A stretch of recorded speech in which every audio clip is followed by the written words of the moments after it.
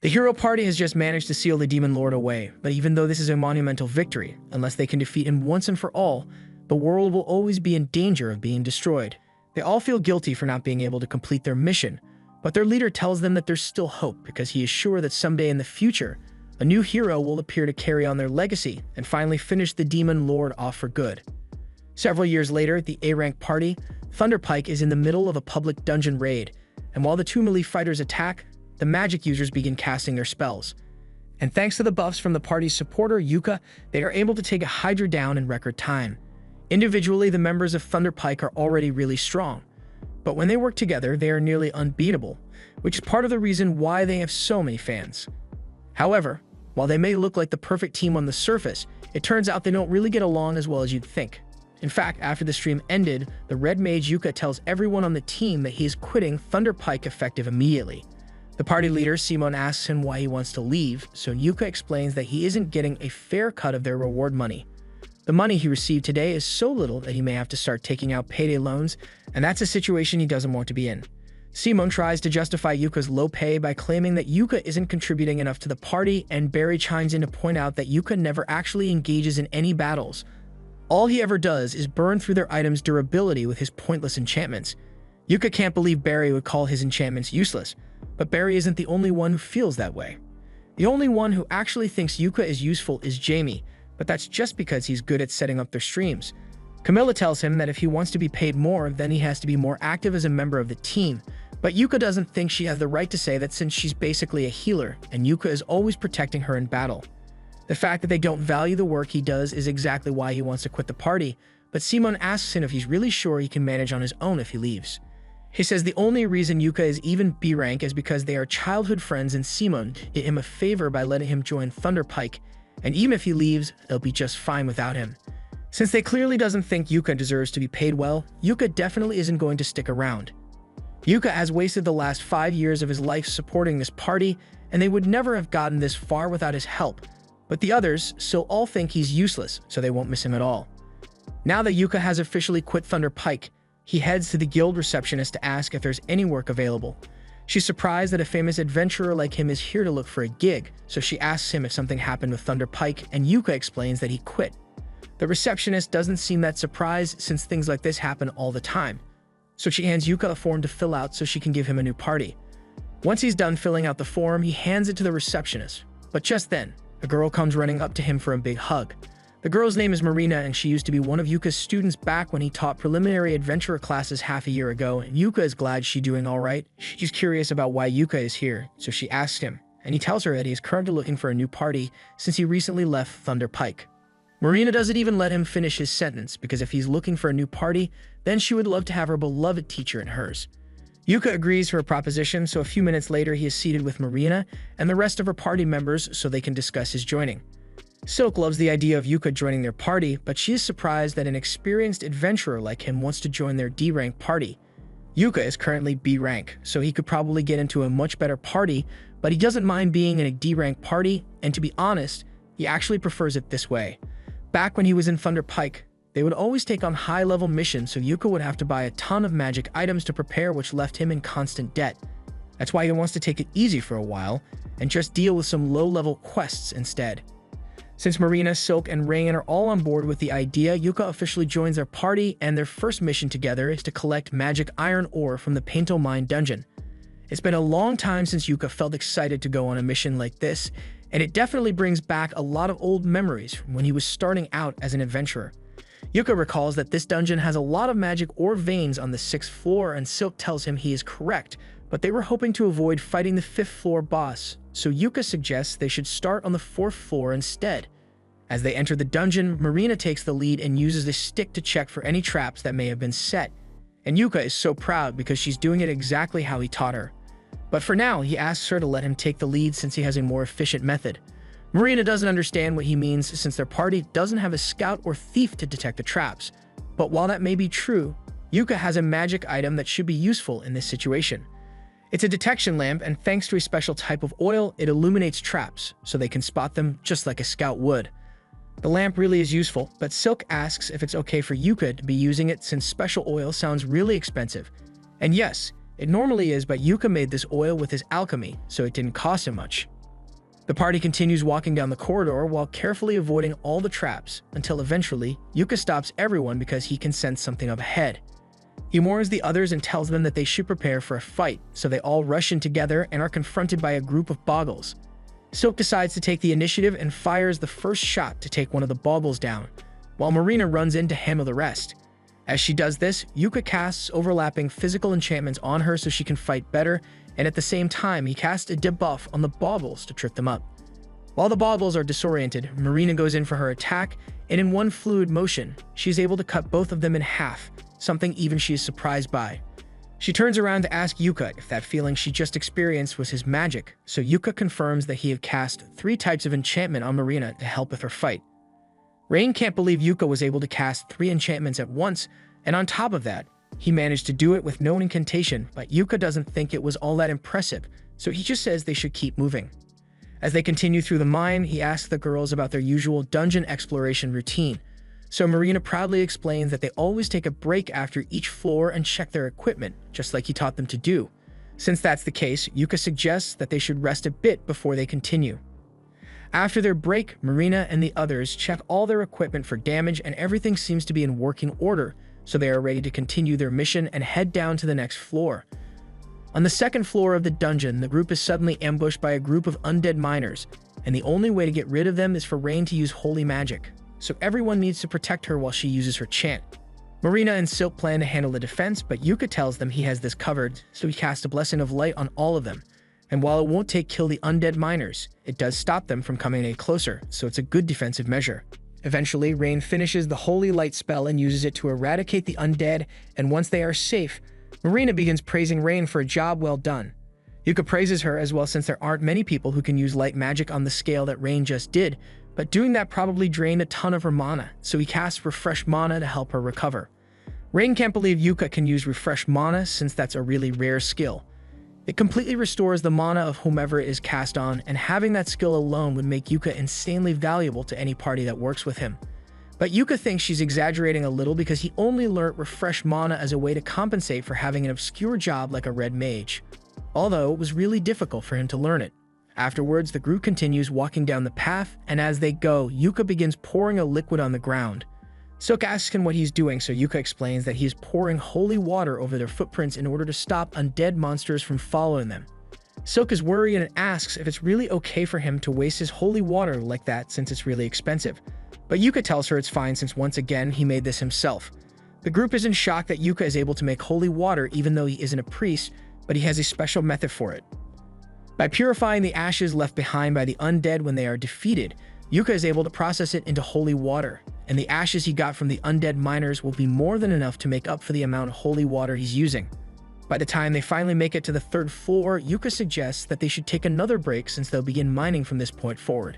And since they haven't eaten for a while, he whips out some cooking utensils from his magic bag and says he will make them a meal. Magic bags aren't that rare, but this is Rain's first time seeing a magic bag in person, so she's really excited. Yuka puts some sausage and eggs in a pan, and while that's cooking up, he pulls out a special pot. The girls watch as he taps on the side of the pot and it instantly fills up, so Yuka explains that the pot is a rare artifact that he found in a royal palace ruin. It basically fills up with a random soup every time you use it, so it's really handy to have. The girls are really grateful to Yuka since this is the first time they've gotten to have such a good meal while in the middle of a dungeon mission. But when Silk takes a closer look at the food, she realizes that it has mana radiating out of it. She asks Yuka about it, but he tells her there's nothing special about the food since all he did was prepare it with lots of love. His alchemy skills might have accidentally enchanted the food, however, it shouldn't be a problem. The group eventually makes it to the 4th floor of the dungeon and are confronted by a rock lizard, but as the monster charges at them, Yuka casts a slow spell on it, so it practically freezes in place. Marina then rushes forward to attack, and normally she wouldn't risk it, but since Yuka's enchantments have buffed her strength and stamina, she decides to try using her magic blade ability, and with it, she is able to slice the rock lizard's head off in one go. Once the fight is over, Marina is totally exhausted since Magic Blade uses up a ton of her mana, but Yuka encourages her to keep using it as much as possible, because eventually her body will get used to it. But for now, he casts Refresh Mana to help her recover. Anyway, there are a lot of magic ores here, so Yuka begins mining with the girls, and after a little while, they manage to gather a ton of magic ores. Yuka asks if this is enough to fulfill the requirements of their quest, but Silk says they actually need a bit more. Unfortunately, there are no more magic ores on this floor, so their only option now is to defeat the 5th floor boss and go down to the 6th floor to gather the remaining ores. The girls don't like the sound of that since the 5th floor boss is called the Novice Crusher Steel Crab, and they aren't sure they can survive against something like that, but Yuka tells them they don't need to worry since he will do his best to handle a boss on his own. A little while later, they arrive at the boss's room, but before they head in, Yuka pulls out a camera artifact. Rain recognizes the artifact and asks if Yuka plans to livestream his battle, but he was actually just going to record instead. He always records his battles so he can study his mistakes later, if he's going to be recording anyway. Marina asks him to make it a live stream since she thinks it will be a lot of fun. Yuka is fine with live streaming his fight, but while he's setting it up, he realizes he doesn't know the name of this party. He asks them, but Silk tells him they haven't actually thought of a party name yet, and in fact, they aren't even officially registered yet. Since that's the case, he asks them if they've got any good ideas for a team name, so Marina thinks for a second and comes up with the name Clover. Specifically, a 4-leaf clover to represent their 4 members, and everyone really likes the name, so from now on, they shall be known as Clover. Just then, Yuka realizes that this is going to be her party's first live stream, and he feels bad if he was the only one who got a spotlight, so he asks the others if they want to help him fight the boss, but they all tell him that it's fine for him to handle it solo. In that case, Yuka isn't going to hold back, so he casts Great Blink Shadow and Protector Shield buffs on himself, and then enters the boss room. The Steel Crab awakens and immediately tries to strike Yuka, but he uses his speed buffs to dodge, and once he's out of the crab's range, he begins casting tons of debuff spells on it. And once the crab is sufficiently weakened, he casts a gravity spell to crush it against the floor. With this, the Steel Crab boss has been defeated, and it didn't even take him 1 minute to do it, so Yuka is pleased with his performance. He then ends the stream and Marina runs up to hug him for being so amazing. But she's hugging him a little too hard, so the others ask her to let go before Yuka ends up in a wheelchair. After making sure his back is fine, Yuka tells everyone that they should bring the Steel Crab's body back to the guild so they can sell the parts. He stores the entire things in his magic bag, and that's a huge help since they never would have been able to carry it back by themselves. So far, Yuka has been indispensable to their party, but Silk doesn't think it's fair for them to constantly be relying on Yuka like this, so Yuka suggests that next time they have a boss battle, everyone can participate so they'll gain some experience. The girls like the sound of that, but for now, they still have to open the treasure chest they get for killing the floor boss, and when they do, they find a ton of magic ores, so it looks like they won't have to mine anymore after all. Dungeon streams are really popular all around the world as they are a great source of publicity, so big companies often offer sponsorship deals to popular streamers. And right now, Yuka's popularity is at an all-time high because the video of him defeating the Steel Crab with nothing but status effect spells has gone viral. Meanwhile, Yuka and the others are returning home, and while on the carriage, Yuka asks them what they thought of their first mission together, and the girls absolutely loved it. They learned all sorts of cool things from Yuka, so this was easily the best mission they've completed so far. In fact, they were all thinking of making Yuka the official leader of their party since he has the most experience, and they all trust him with their lives since he was their teacher. Yuka is hesitant to accept the role since he never intended to take over Marina's party, but since they all say they want him to do it, he ends up agreeing, mostly so he can ensure their safety in future battles. While Yuka's party is celebrating their first victory, Thunder Pike is suffering a crushing defeat. Simon hired a new guy to replace Yuka after he quit, but you must still not realize how much Yuka was carrying their party because he led them right into wolf territory and expected everything to just work out. Normally, Yuka would have cast a weakening spell in the wolves by now, but the new guy can't do that, so the wolves are way too strong for the party to handle, and as a result, Jamie gets chomped. Simone sees her in trouble and rushes to save her by decapitating the wolf, and while Jamie is technically safe now, her stomach is full of holes, so she'll die if she doesn't get help soon. Simone asks Camilla to cast a healing spell on Jamie, but Camilla says she's out of mana, so there's nothing she can do. It's not like they had a guide who could cast a mana restoration spell, did they? The group retreats to safety and Simone administers first aid to try and keep Jamie alive while Camilla's mana recharges. He asks if anyone has a healing potion and the new guy, Cork, has one, but he doesn't feel like giving it to Simone since Simone made it painfully clear that he was responsible for buying his own equipment with his own money. Simone tells him that now's not the time to be worrying about money when one of his teammates is about to die, so Cork reluctantly hands over the healing potion and Simone feeds it to Jamie. Thunder Pike has really been on a downward spiral lately, but on the flip side, everything has been working out for Yuka. He and the girls are sitting at the bar to celebrate, and while the reward for their quest wasn't that high, the Steel Crab's body was in good condition, so the guild paid a good price for it. Speaking of money, Yuka asks Marina and the others what system they've been using to split up the party's earnings, so they tell them that Silk usually handles all the party's money and each member gets a set allowance. Yuka is a little surprised since it's rare for a party to entrust all the money to a single member, but the group has a reason for that. They've all been saving up so they can eventually afford to buy a house as a party, since it's a little awkward to have to be renting at the inn all the time. Since they are trying to save their money, Yuka tells them it's fine if they continue with the allowance system. Silk asks if he is really okay with her handling all the finances since she thought an adventurer like him would want to handle his own money, but Yuka trusts her, so there's no reason to change the system they already have. While Yuka and the other are having fun and getting along, Simone and the rest of Thunder Pike are upset because that was the worst outcome they had in years. Thankfully, they were able to save Jamie's life, but things could have gone really badly, and Simone blames it all on Cork. The rest of the party get in on it and start calling Cork useless for not being able to get them out of that mess, but Cork isn't going to let them put the blame on him since everyone knows that dire wolves track their prey through scent, so it's common sense to buy a scent blocker in preparation for the mission. This is clearly the party's fault for not being prepared for the situation, but Simone tries to turn it around on Cork and says that if he knew about the scent blockers, then he should have told them. And the fact that Jamie almost died is entirely his fault too because he didn't buy scent blockers for the entire party. The gaslighting is strong with this one. But thankfully, it's not strong enough to fool Corks, so he realizes he wants no part in a party where no one is willing to take accountability for their mistakes and quits on the spot. Yuka overhears this, and he can't believe Thunder Pike still hasn't learned from their mistakes, but that doesn't concern him anymore. He turns back to the girls, and Marina tells everyone what they should do for tomorrow.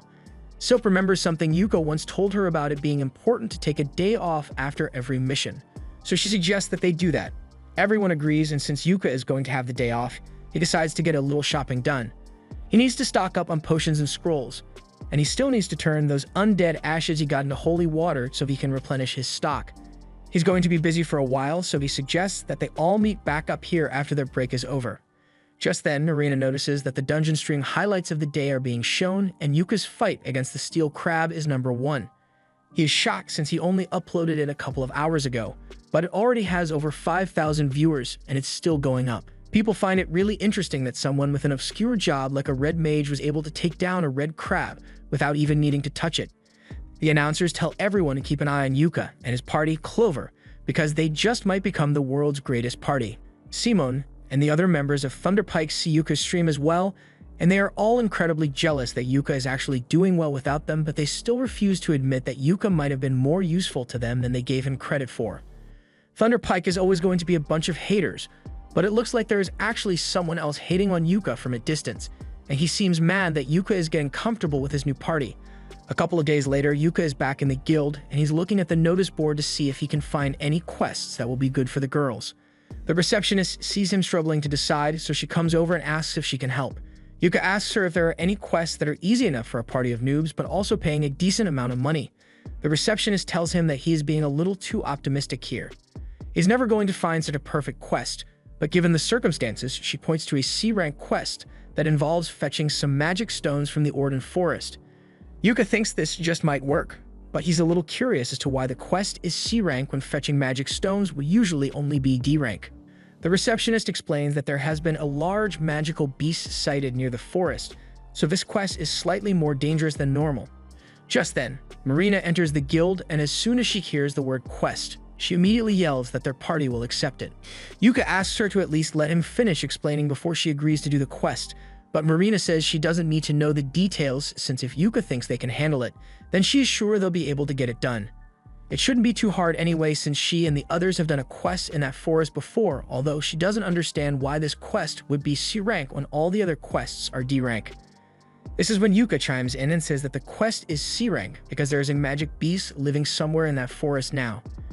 Hearing that there's a magical beast in the forest makes the girls reconsider whether it's a good idea to take that quest after all, but they ultimately decide to just go with it anyway since if Yuka is with them, then they are sure everything will work out in the end. In that case, Yuka tells them all to get their items ready and to meet him an hour later in front of the stagecoach so they can head to the forest. Just then, the receptionist returns with the quest receipt, and all this seems a little too convenient, so he asks the receptionist if she planned things so they would end up like this, and she doesn't deny having some part in this. The stream Yuka made yesterday ended up earning him more than 10,000 fans, and they are all eager to see Yuka's next stream. Yuka is a little embarrassed since he hadn't realized his stream would earn him so much attention. He sees no harm in continuing to stream his fights since he'll bring attention to the girls. And if they happen to find that magical beast, having it on video would be great for the guild's records. While Yuka was talking about all this, the man from before is getting more and more infuriated, so as Yuka leaves the guild, he follows him. Yuka immediately realizes that he's being followed since the guy doing it is doing a terrible job at it, so he ducks into an alleyway to get away. He was hoping to lose his stalker, but for a fat guy, he's pretty quick and catches up to Yuka. Yuka asks him if he has any business with him, so the man demands that Yuka quit Clover immediately. Yuka obviously says that's not going to happen, especially since he's the leader of the party. The guy can't believe those girls would make Yuka their leader after just one day together, even though they offered to join their party $1 million, and they kept turning him down. Yuka understands what's going on here. This guy wanted to get himself a harem of cute adventurer girls, but Marina and the others refused to let him join, and now seeing another guy live his dream has made him irrational. The man draws his sword to attack if Yuka doesn't agree to leave the girls' party, so Yuka quietly casts a snare trap at the man's feet and then turns to walk away. As Yuka is walking away, the man really does try to attack him, but Yuka's trap causes him to slip and fall on the ground. Once he's on the carriage, he talks to the girls about his random encounter. They recognize the guy as Bizio and tell Yuka that the guy has been trying to join their party for so long. They ask if Yuka is alright since they would hate it if something bad were to happen to him because of them. But Yuka assures them it is not their fault, and besides, he left that guy unconscious in the middle of the street, so they can just report him when they get back to town. In the meantime, before they get to their destination, Yuka wants to go over their mission objective one last time. They are going to fetch 3 magic stones from the Orden Forest, and since the others say they've been here before, he asks them what it was like when they got here. According to Marina, they had been here 2 months ago, but now that she thinks about it, she didn't run into any monsters at all. After hearing this, Yuka realizes that the magical beast must have already been in the forest 2 months ago, and if they encounter it, he's going to be live streaming. This way, the guild gets valuable information about the beast, and in the event that they can't defeat it, it'll be easy to call for backup if needed. Once they arrive in the forest, Yuka begins the stream and the group starts making their way through the forest. Yuka decided to be the rear guard since beasts usually attack from behind, but Marina asks if it's really alright for him to be at the rear since he's in the most danger there. Yuka tells her she doesn't need to worry since not only can he use Blink Step to get away if his life really is in danger, his clothes also have really good defense stats, so he can take a couple of hits before he goes down. They soon reach the waterfall where they are meant to gather the magic stones, but just before they could reach there, Yuka tells everyone to wait because he can sense something coming. The magic beast finally reveals itself, but all the confidence Yuka had earlier goes about the window because that thing is a high-level monster that's usually only found in the deepest parts of the dungeon, a Zarnag. The girls are nowhere near strong enough to handle this thing or even survive a minute against it, so Yuka gets in front of them and tells Silk to lead the others back to the Adventurers Guild and get back up while he holds this thing off here. However, the girls know that Yuka doesn't stand a chance against that thing either if he is fighting solo, so they refuse to leave his side, otherwise he might really die. Yuka can't really argue with that, so he agrees to have them fight with him, and cast his enchantment spells on them. He and Marina are handling the front line, so Marina charges forward first, but the Zarnag swats her away effortlessly. Yuka tries to use his layered status effects on it, and while it does disorient the Zarnag, it doesn't do much damage to it, so he's running low on options. Right now, there's only one thing in his arsenal that can stop this thing, so Yuka decides to go all or nothing. However, he will need Marina to buy him some time so he can finish casting the spell. Marina agrees to distract the beast, so she gets up close to it and does her best to keep its attention while dodging its attacks. And even when she's about to get caught, Silk and Rain assist with their magic. Thanks to their combined efforts, Yuka had enough time to finish casting the level 5 spell, a highly destructive prismatic missile, and now that it's complete, Yuka fires it straight at the beast's face. After the prismatic missile hits, it doesn't look like it did much at first, but soon after, a monster begins coughing up blood, so it has been badly injured. Rain then casts a grade 5 Thunderbolt spell to electrocute the monster, and while it is paralyzed, Yuka orders Marina to chop its head off. Marina charges forward and activates her magic sword while Yuka buffs her with a critical attack spell, and as a result, she's able to cleave the monster's head from its body in one swing. Now that it's finally over, Yuka falls to his knees in relief because he can't believe they managed to defeat the monster without any of them dying, and back in town, all the spectators of the stream are equally as amazed, especially by the spell Yuka used because no one has seen anything like it before, but there's always got to be that one hater in the crowd. Back in the forest, Yuka is feeling a little lightheaded because of all the mana he had to use during the fight, but overall he's still in good condition. He's glad everything worked out, but that fight was way too tough for a group of newbies like them, and the only reason they managed to make it out alive was because they got lucky. He tells the girls that he's going to scold them later because of their reckless behavior, but the girls think Yuka was just as reckless as they were because he initially ran into battle alone, totally expecting to get himself killed, and that's unacceptable behavior. Yuka can't deny that he was prepared to sacrifice himself, so he compromises and says they can all talk about their grievances later. For now, they should probably wash themselves off since they are all covered in sweat and Marina is covered in Zarnag blood. While the girls bathe in the river, Yuka starts setting up camp, and this whole thing brings back fond memories from 6 months ago. Back then, Yuka was in charge of training Marina's team, and he was impressed with how well the girls were adjusting to the job of adventuring. But there were a few areas they could improve in. Marina was a little clumsy, Silk was overly cautious, and Rain was really timid. But despite all that, with how well they were performing, if it were up to Yuka, he would have given them their D-rank adventurer licenses right then.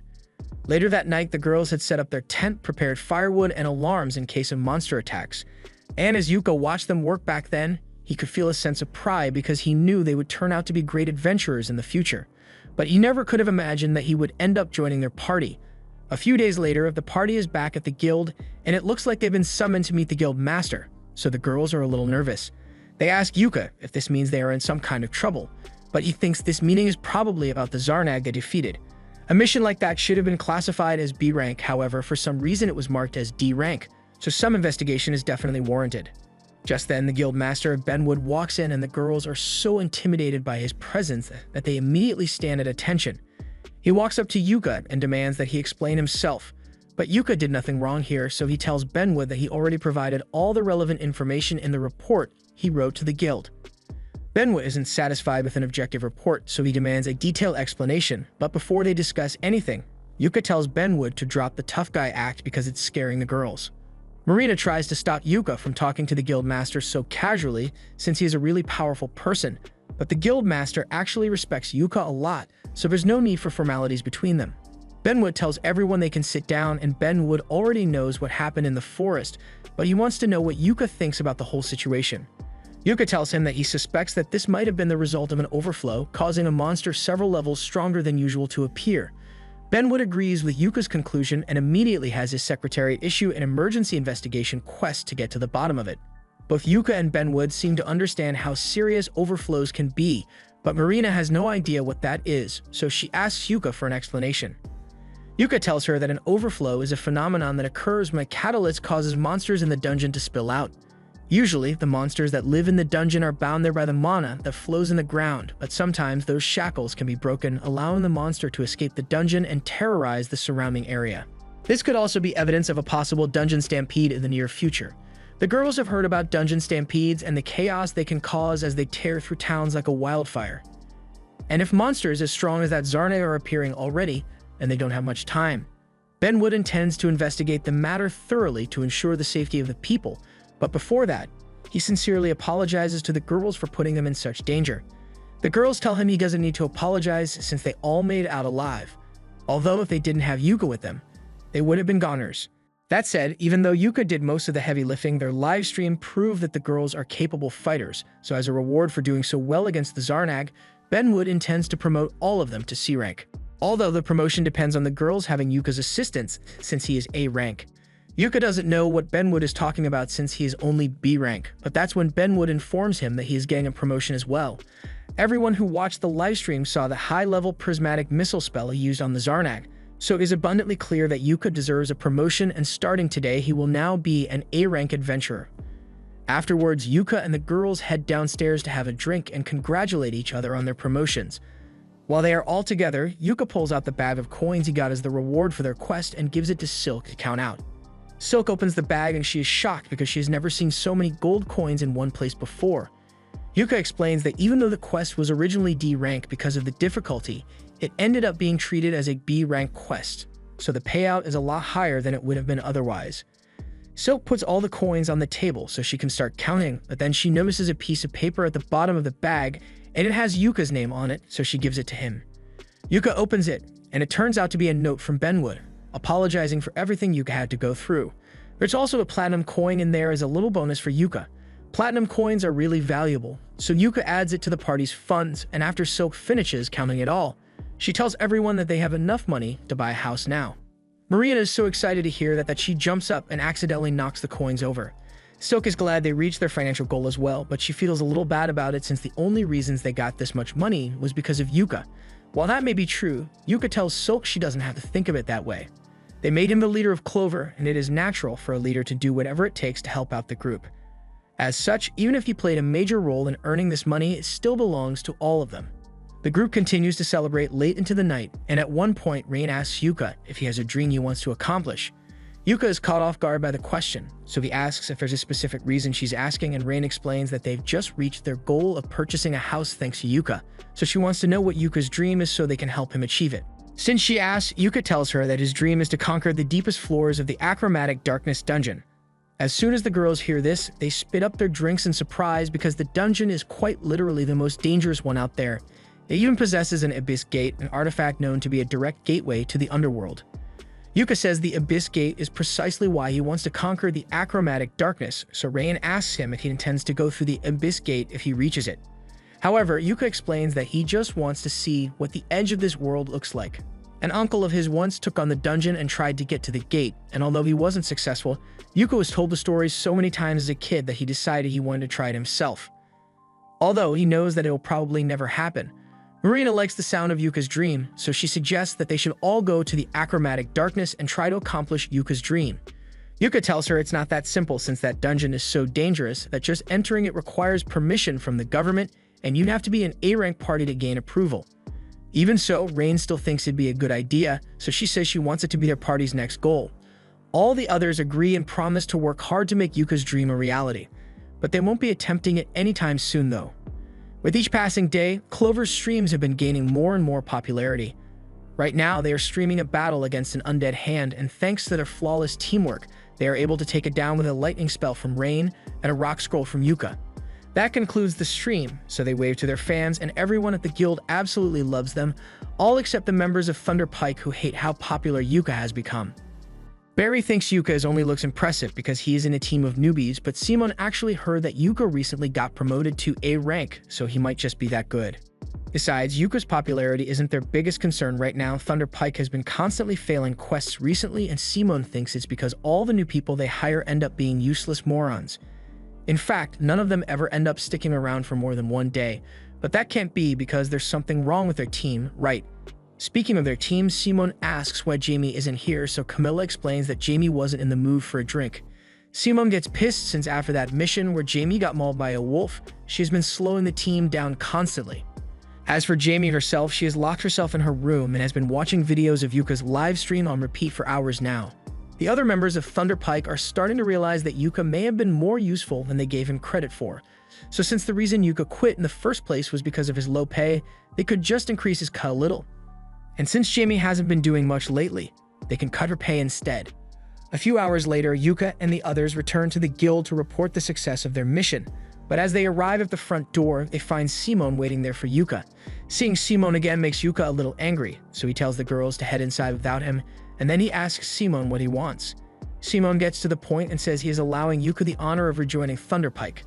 Yuka can't believe the shit that just came out of Simon's mouth, but Simon tries to manipulate Yuka into considering it by reminding him that his dream to see the Abyss Gate can only come true if he's part of an A-rank party like Thunder Pike. Plus, ever since Yuka bailed on Thunder Pike, they've been struggling to complete quests, so Simon says it's Yuka's responsibility to come back and make things right. Yuka listened to everything Simon had to say, but it's too bad he doesn't care though. He and Simon may have been childhood friends. But that means nothing after all the disrespect Simon has given him, so Yuka wants nothing to do with him ever again. He then walks inside, leaving Simon to stew over the consequences of his actions, and meanwhile Bizio was watching the whole thing, and he seems to have a sinister idea in mind. Back inside, Yuka meets up with the girls and they ask him what happened with the guy outside. Yuka explains that that was Simon, the leader of his former party, and as soon as Marina hears this, she gets worried because Yuka might end up rejoining Thunder Pike. But as Yuka stated earlier, nothing on Earth would ever make him go back to that shit show of a party. That aside, they still have to report their mission's success to the guild, so they all head to the reception desk and afterwards, they'll have drinks to celebrate. The next day, Yuka calls a meeting to tell the girls about a quest they received. Marina is already primed and ready to go, but Yuka tells her to sit down first and at least listen to what the quest is about. He tells them that their party has been specifically requested by Earthies. The girls are surprised since Earthy's is the most well-known workshop in the country. In fact, Silk's bow was made at Earthy's, so it's an honor to be specifically requested by them. However, the girls still wonder why Earthy's would choose Clover of all parties. Yuka explains that Earthy's is launching a new theme of equipment for ladies that is both stylish and safe, so they basically want Marina, Silk, and Rain to conquer a dungeon while wearing the new outfits in order to promote the brand. Marina can't believe they are really going to be poster girls for a brand as big as Earthy's, but Silk and Rain are already fixing their hair for the mission. It's a really good deal since they get paid to conquer a dungeon and get to keep the armor afterwards, so they tell Yuka they'll accept the offer and the group later sets out for Iron Dungeon. When the day for the quest finally arrives, Yuka meets up with the girls outside the dungeon and they've already changed into the new Earthy's gear. Yuka tells them they all look really cute, and on top of looking good, the equipment is all really functional, so he thinks it suits them. But for some reason, Rain seems to be upset with him, and he doesn't know why. The group enters the dungeon, and as they do, Yuka explains that this dungeon is relatively old and only has 4 floors, but at the bottom, there is an entrance to a separate dungeon, which is what they will be clearing. To get to the second dungeon's main entrance, Yuka says they are going to have to take the stairs, but those stairs are really long, so Marina asks if they can just climb down the middle with a rope to save time. Yuka tells her that normally she would be right, and people have tried doing that in the past, but this dungeon has a distortion field preventing you from going anywhere that isn't a designated path. He tells them to be careful not to get caught in the field, but then he notices that Rain still seems upset, so he asks her if he did something wrong. Rain doesn't say anything, but the others know why she's upset, so they tell Yuka to take a closer look at Rain's outfit. Yuka looks at Rain, trying to see if there's something he missed, and that's when he notices that she changed her ribbon bow color to blue instead of red today. Rain was upset that he hadn't complimented her on it, so Yuka tells her it looks good on her and she feels a lot better. They then head down to the second floor, and thanks to his lantern, Yuka spots a trap ahead, so he tells the girls to stand back while he takes care of it. He pulls out a long stick, and with it he taps the trap, causing several dozen spears to spring up from the ground, walls, and ceiling. That would have been an unpleasant way to die, but since he has already triggered it, it should be safe for them to continue forward now. They are going to have to squeeze through all the spears, so while walking, Yuka asks if anyone is having any trouble. Thankfully, since their new armor is so snug, the girls have no trouble passing through the spears. Once they make it a little farther down the corridor, Yuka senses something up ahead and warns the girls to get ready for battle. The group comes face to face with a group of orcs, and the second Silk sees the orcs, years of generational hatred comes flowing back into her mind. Yuka knows that orcs are the natural enemy of elves, but he asks Silk to remain calm so she doesn't make a mistake. Yuka plans to hit them with powerful magic first, then Marina will attack with her sword, and Silk can provide backup from the rear. Now that everyone knows the plan, Yuka casts his enchantment spells and Rain begins casting a fireball spell. Once she's done, she shoots it at the orcs, setting them ablaze, so Yuka then joins in with a rock blast. While the orcs try to evade his rocks, Silk shoots one in the neck, and another was crushed, so there are only 2 left now. Marina charges in, and as the last 2 orcs charge forward, Yuka hits them with a paralyze and slow spell, allowing Marina to chop one clean in half, while the other gets shot in the neck by Silk. Marina then finishes it off by splitting the orc's head in half. Now that the battle is finally over, Yuka walks over to the orc corpses to pick up the magic stones and asks Silk if she was calmed down now. Silk apologizes for her outburst, but she can't help but be filled with rage whenever she sees an orc. Yuka understands that she can't control her reaction to orcs since it's just a part of being an elf. Just then, Marina comes up to Yuka and tells him she just found something weird on one of the orc's bodies. She hands it to him, and after inspecting it, Yuka realizes it's a Memorandum of Revelation scroll. It's an artifact that can uncover hidden abilities in people who use it. It's kind of odd that a low-ranked orc would have something like this, but in its current state, it's not that valuable since it's so damaged. However, it would be a waste to sell it off, so Yuka says he's going to fix it and let one of the girls use it. Silka asks what happens if one of them uses the scroll, so Yuka explains that it will unlock a hidden talent. For example, it might grant you a second job or maybe a new skill. If that's what the Revelation scroll does, then Rain and Silk suggest that Marina should use it when it's repaired since she only has 1 job right now. Marina is a little hesitant to accept since sword mages are rare and she's not sure she has the potential to become one. Still, Yuka thinks it's worth a try anyway since even if she doesn't get a second job, she might end up uncovering some sort of hidden ability. Just then, a chest appears as their reward for defeating the orc, and after opening it, they continue walking until they get to the break room between floors. The reward they got from the chest was a magic bag, so Rain is over the moon with joy since everyone said she could have it. Mostly because its magic bags are more useful to people in support roles. If they manage to find another one at some point, Yuka thinks it would be best if Silk got to have it since it would allow her to store more arrows. Once their break is over, they all get up, but before they continue, he wants to review the team's losses and gains. Yuka used one of his scrolls, but his mana levels are still decent, and Marina feels perfectly fine. Silk used 5 arrows when they fought against the orcs, but she's got 20 left, and as for Rain, she is ready to continue. Since everyone is still in good condition, they continue down to the 3rd floor, and Yuka warns everyone to stay alert since even though this floor doesn't have a floor boss, they have to be ready in case they get attacked. There used to be a door to the main dungeon, the abandoned city, but around 10 years ago, the door just vanished, so anyone can just walk in now. It is said that in the past, the door was guarded by multiple Shadow Stalkers, and from what Yuka knows, the Shadow Stalkers are supposed to look like solid black mannequins with shiny eyes. But those things haven't been seen in years, so there's no way they'd run into one here. However, there's a black mannequin with shiny eyes just staring at them menacingly from the 3rd floor, so Marina asks if they should be concerned about that. That thing is definitely a Shadow Stalker, and Yuka thinks it's unbelievable that they are actually seeing one here, so he makes sure the recorder gets a good view of it. The Shadow Stalker may look creepy, but they don't have to worry for now since it's on the 3rd floor. There's no way it can cross the distortion field. However, the Shadow Stalker proceeds to jump down and pierce through the distortion field like it's nothing, so they might be in trouble after all. Yuka tells everyone to get ready to fight and pulls out a scroll of multi-enchant to buff the girls as much as possible. But even with all the enchantments, when the Shadow Stalker launches its first attack, it takes Marina out in one hit. Rain rushes over to Marina's side to heal her while Silk provides cover, but Yuka still can't believe that the Shadow managed to shatter his multi-enchant barrier so easily. The Shadow prepared another attack, so Yuka charges forward and casts a protection barrier on himself, but the Shadow's attack easily shatters it, so Yuka comes to the conclusion that the Shadow's attack must be specifically made to destroy barriers, so he switches tactics and casts Blink Shadow on himself, so he can avoid being hit altogether and sneak up on the Shadow to slay it. However, before he could strike, the Shadow turns around and hits Yuka with a dark magic curse that leaves him immobilized, so there might really be no way to beat it. The Shadow then casts another curse, but Rain manages to block it with a holy shield, while Silk counterattacks with her Dryad Vines. While the Shadow is busy, Rain tries to heal Yuka like she did with Marina, but to her horror, she discovers that Yuka isn't breathing. At the same time, the Shadow slashes Silk across the back and Marina manages to chase it off, but it's moving way too quickly for her to hit it, so Rain decides to use a wide area spell to take it down. She casts Icicle Rain and aims it at the Shadow, but it disappears and slashes both Marina and Rain in the back. Now all the girls have been badly injured, but the Shadow isn't down yet because it then proceeds to cast dozens of Eclipse Cannons and fires them straight at the girls. This would have been the end of them, but at the last second, Yuka returns and casts a light shield over them. He covers the floor in 1,000 trip spells so the Shadow can't get away, and then he begins spamming every possible debuff effect he can cast to weaken it, while also casting buffs on the girls to heal them. Now that the girls are back in fighting shape, Silk traps the Shadow in her vines, granting Rain enough time to cast her undead spell to erase the Shadow.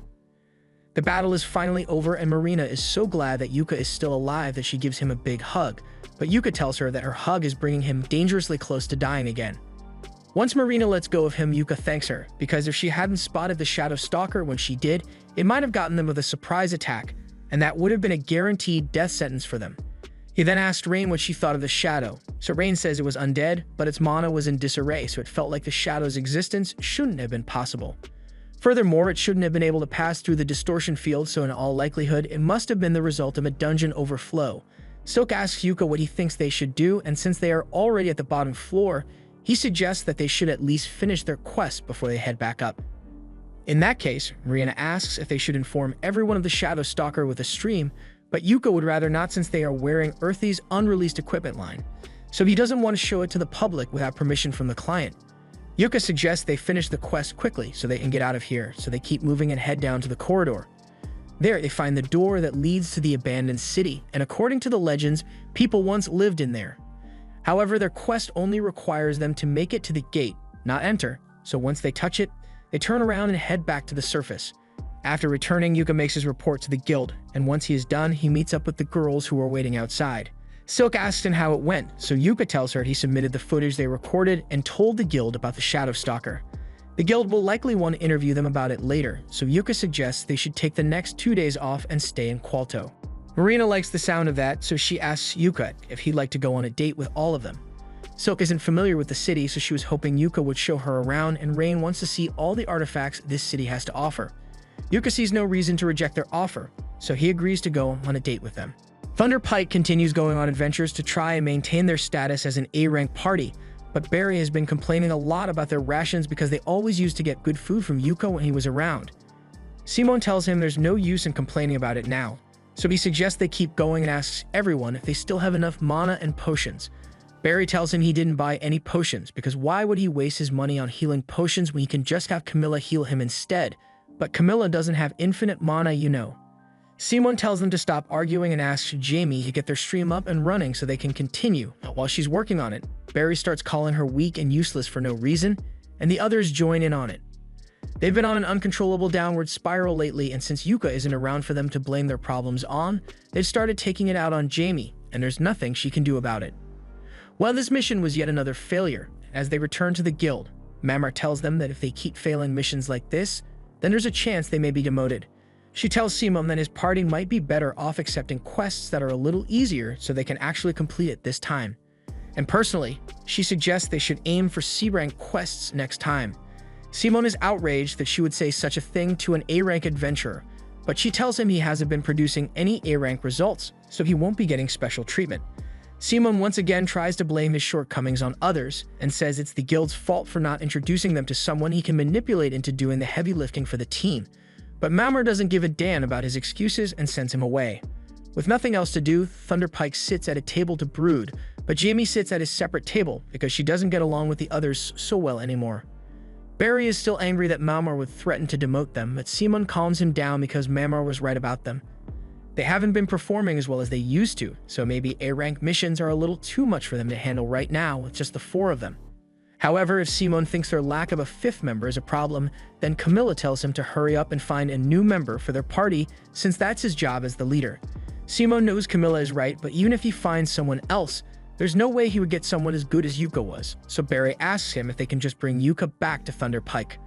However, Simon already tried that and Yuka turned him down, so if he's going to bring Yuka back, then he's going to have to do something to convince him to ignore the past few years of gaslighting he had to endure. That's why Simon suggests that they should take a mission in the Achromatic Darkness dungeon, since it has always been Yuka's dream to conquer it, because he wanted to find an abyss gate. Simon thinks they can lure Yuka back into their party if they pretend that they are interested in clearing the dungeon, since only A-rank parties are allowed to go in there, so there's no way Yuka could do it with the newbie girls in his party. Barry thinks this is a great idea, so he agrees with Simon's plan, and Jamie is just wondering how she ended up stuck with a bunch of idiots like them. Meanwhile, Yuka and the girls are heading out in town, and while walking to their destination, Yuka tells them that he heard the Iron Dungeon was temporarily closed for an investigation, although it shouldn't be surprising since a Shadow Stalker did show up for the first time in 10 years. As they continue walking down the street, they eventually find the man they are here to meet, and he takes them to inspect a house that they are interested in buying.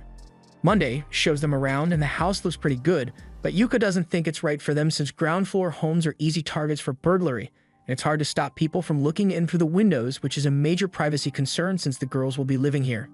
In that case, Monday offers to show them a different property and leads the group to a second house. This one was newly remodeled into a family home and has private bedrooms on the 2nd floor, along with an underground storage space and roof access.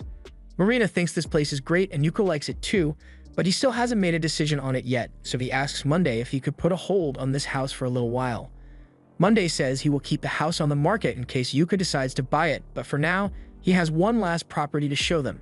Yuka and the others follow him to the next house, but as they walk, Yuka starts feeling a bit uneasy. Ray notices this, so she asks Yuka if something is wrong, and he tells her it's not a huge deal, but Thunder Pike's base is near here, so he's a little worried he might run into them while he's here. As soon as the girls hear this, they tell Monday they don't want to see the last house. They don't want to risk living in the same neighborhood as Thunder Pike, so it could be a 7-story mansion for all they care. They don't want it. Marina suggests they just buy the last house they saw since that one was pretty good, and Yuka agrees, so that same day, they get everyone's stuff moved over to the new house.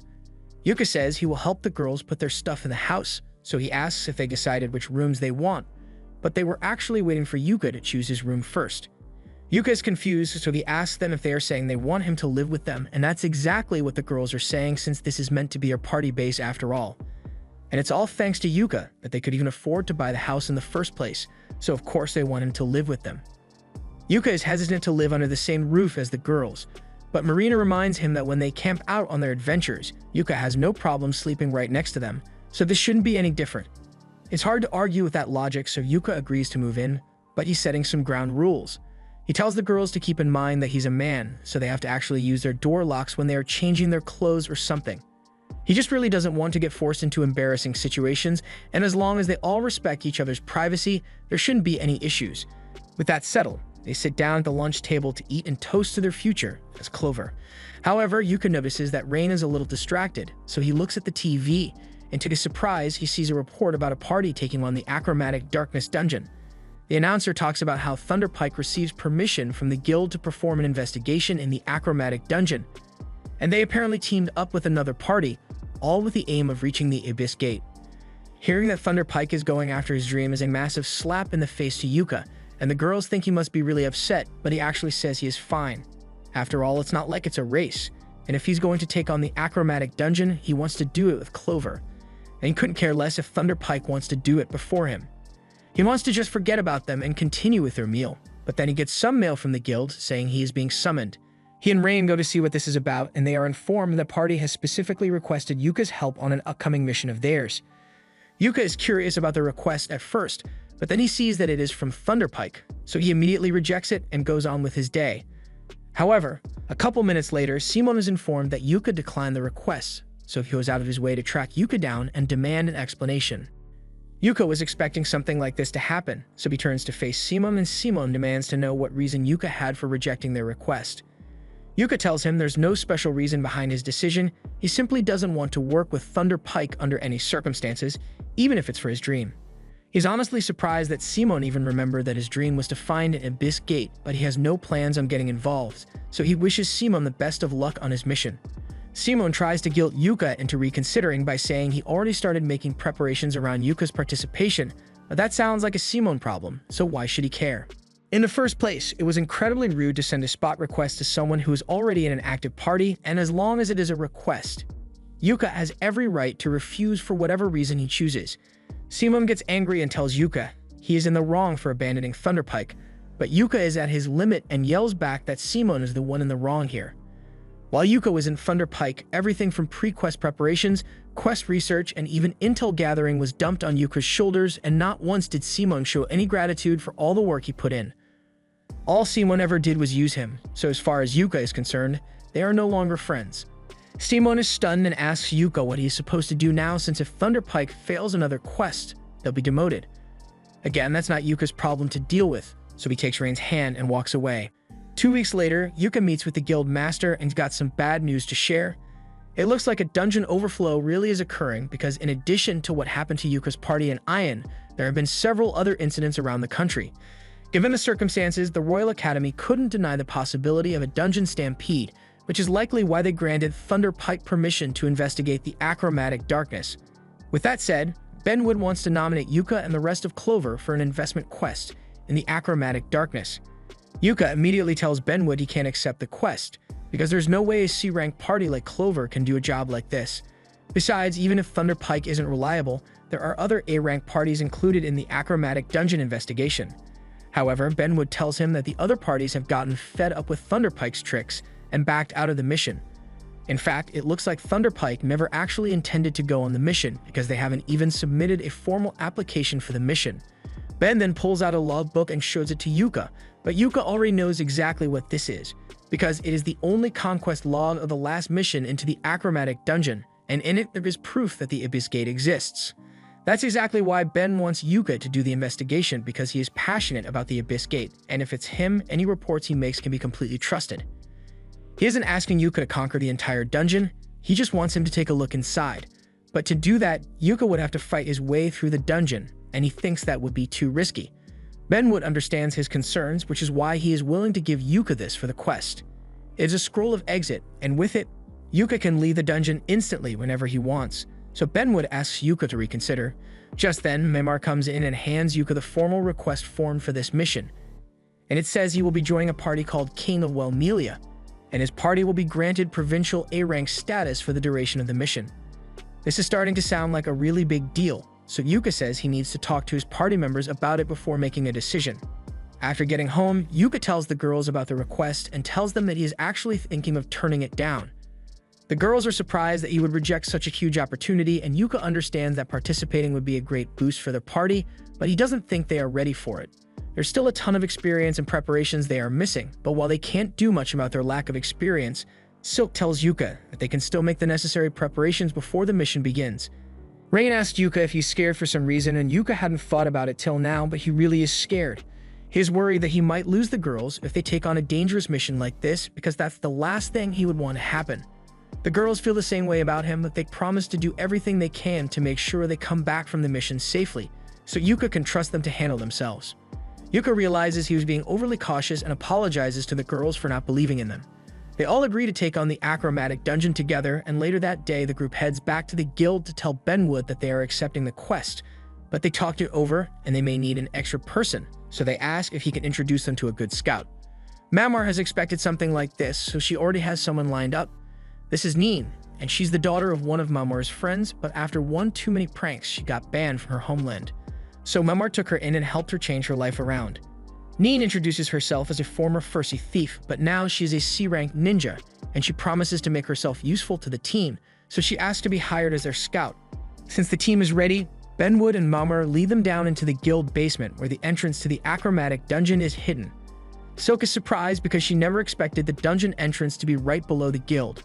Mamar explains that the Adventurers Guild was built on top of the achromatic dungeon as a protective measure to seal off its entrance. But that aside, before Yuka and the others head inside, there's something Benwood wants to inform him of. The other A-rank party that was meant to come on this investigation actually backed out at the last minute, so Thunder Pike is the only party in there right now. He knows how Yuka feels about Thunder Pike, so he thought he should give him a warning, since he might end up running into them. And speaking of Thunder Pike, the guild is currently investigating them for fraud since there have been allegations that Simon is squandering the funds meant for the mission.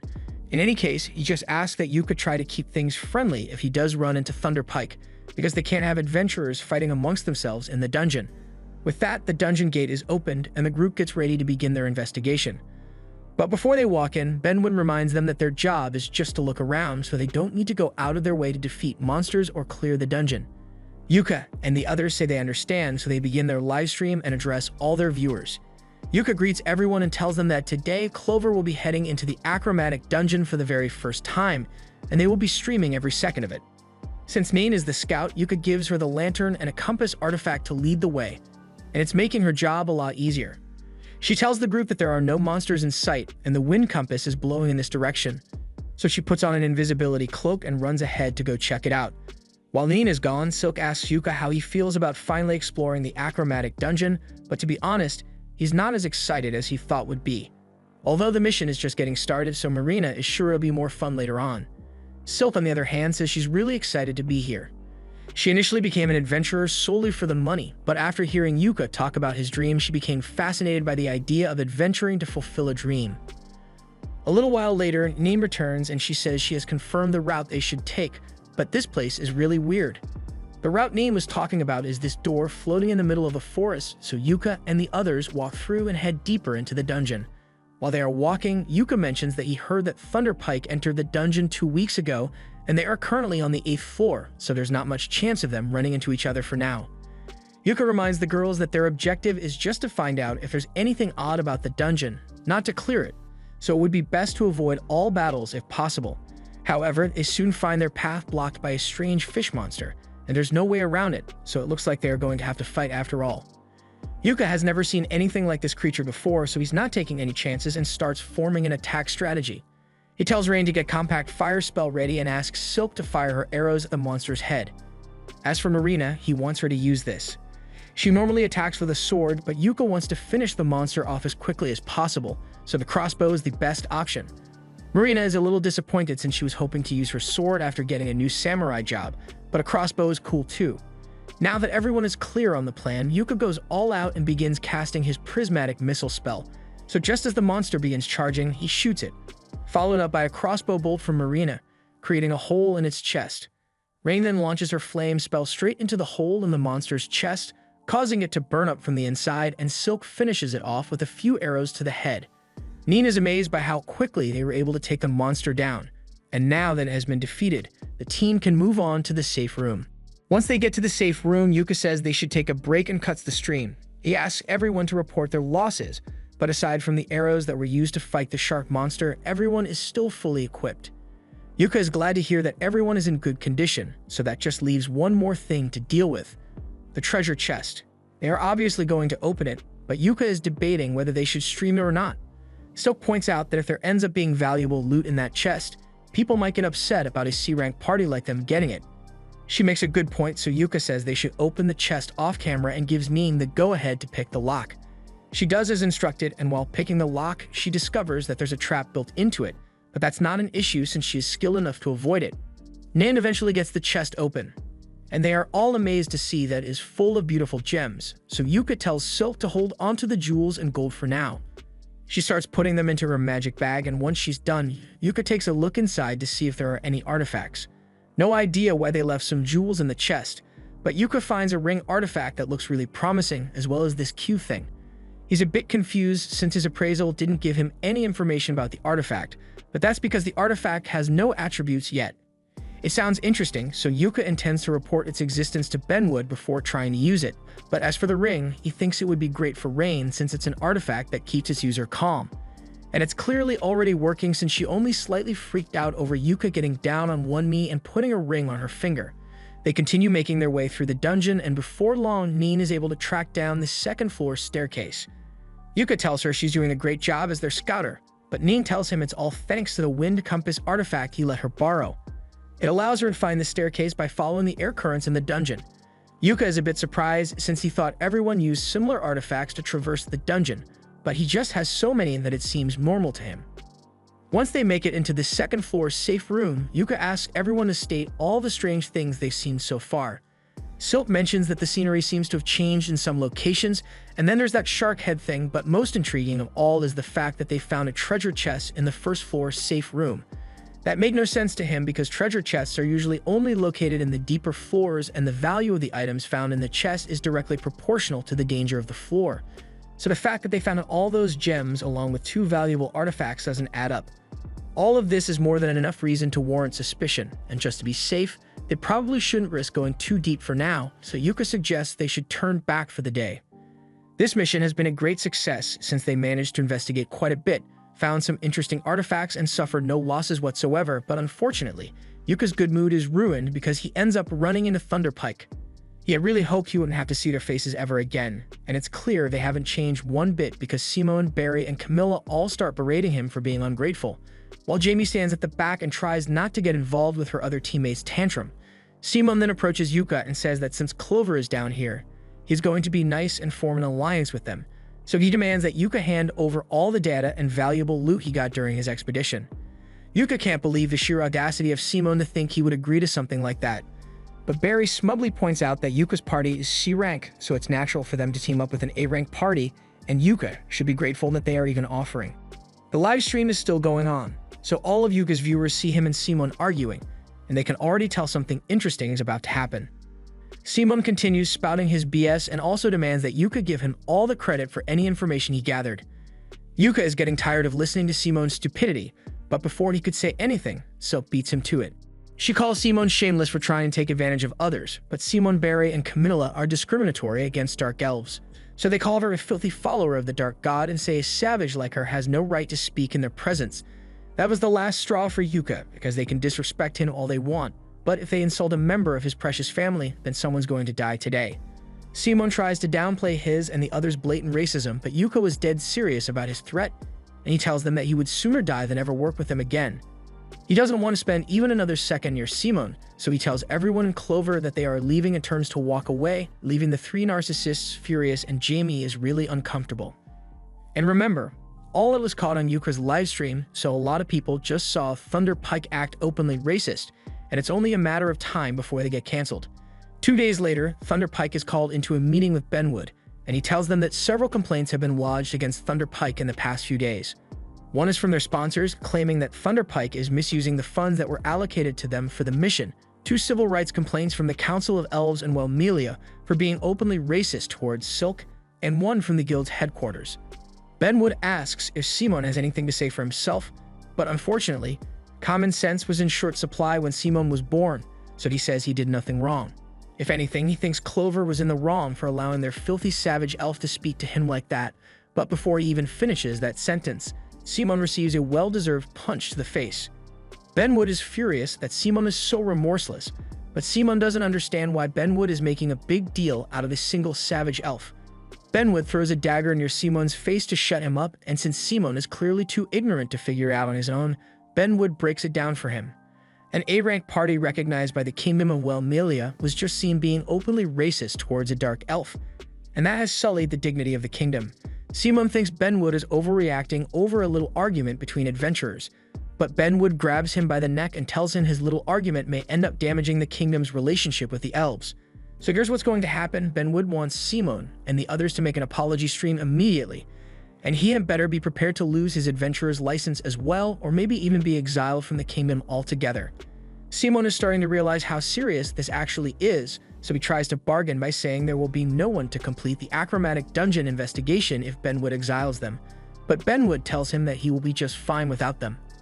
Unlike Thunderpike, Clover has proved themselves to be capable of handling themselves and working together in dangerous situations, and while they are on the mission, they have been provisionally granted A-rank status. Simon is left speechless upon realizing that Clover is A-rank. Benwood doesn't want to waste any more time talking to Simon, so he tells him to get out of his office and start working on that apology stream. Simon can't believe this is happening to him, and he has no intention of apologizing for what he did either because he doesn't think he did anything wrong. Instead, he blames Yuka because all this happened because of his stream, so he wants to get his revenge. Just then, someone calls out to Simon from around the corner, and he says he has a plan to get Simon back on top, while getting revenge on Yuka and Clover, and Simon seems interested in what he has to say. The next day, Marina meets with Yuka because she figured something out about that baby artifact they found. She knows what to do, but she needs Yuka's help to make it work, so she tells him to hold onto it while thinking of her, and as he does this, the black box transforms into a black samurai sword. Yuka is amazed because even he didn't know that was possible, so he asks Marina to explain how it works, but she says it's a secret. A few days later, Benwood meets with Clover as they are about to head into the achromatic darkness once again. He reminds them that they don't have to try to accomplish anything since the information they brought back on their first expedition was more than enough.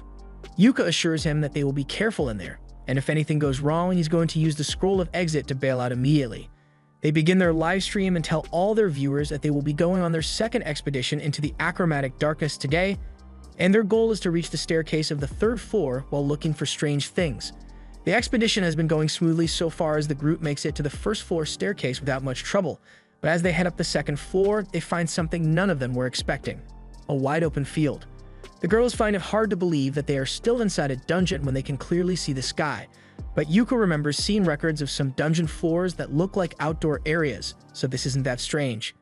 The only point of concern for him is that outdoor floors usually only appear around the 20th floor, but they are currently on the 2nd floor, so this isn't normal. Yuka thinks the dungeon layout must have changed, so he would like to get a better look at their surroundings, but unfortunately, he didn't bring a telescope with him. Luckily, Rain knows a telescopic vision spell, so Yuka lifts her up onto his shoulders so she can take a look around. Rain looks out into the distance, and at first, she doesn't see anything, but then she spots a little house on the other side of the field. Since it's the only thing they spotted in this field, Yuka and the others start heading towards the house, but as they walk, Silk asks him if it's normal for there to be houses in a dungeon. Yuka knows ruins are often found in dungeons, but this is the first time he has ever encountered a full house, so he's not sure what to expect from this. And the fact that there's a sun here only adds to his worries, because if there's daytime, then that means it will become nighttime at some point, and his gut is telling him they don't want to be out here when night falls. The group soon arrives at the house, and now that they get a closer look, it looks like it's newly built, and that raises the question of who would build a house in a dungeon.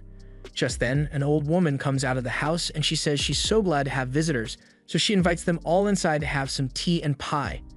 Yuka is immediately put on edge because there's no way an old lady could survive in a dungeon all by herself, so he may not know what's going on, but he knows he wants no part in it. Marina asks the old lady who she is and why she's in the dungeon, and the lady says she will explain, but first she invites them all to come inside and rest a little. Yuka knows a trap when he sees one, so he tells her they are not going anywhere near that house. And seeing that Yuka won't fall for her trick, the old lady reveals her true form. The sky suddenly turns dark and the house begins to expand right before their eyes.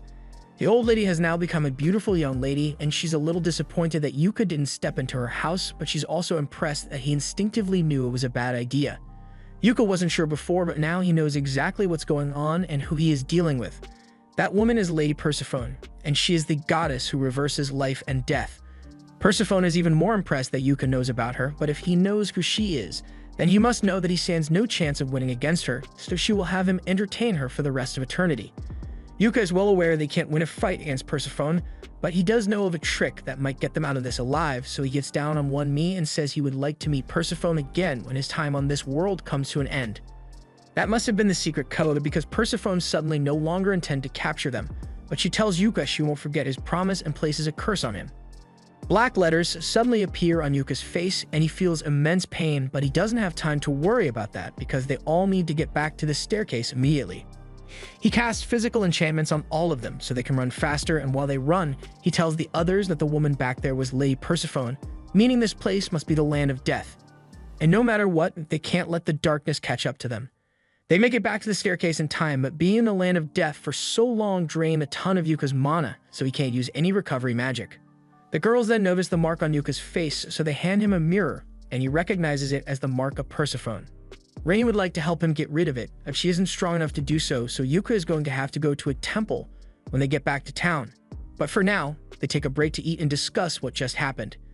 Yuka tells the others that he has read stories of the time an adventurer named Rimazurka wandered into the Grey Field. That's how he knew about the phrase that got Persephone to let them go, but he's not sure how it worked or what consequences there may be.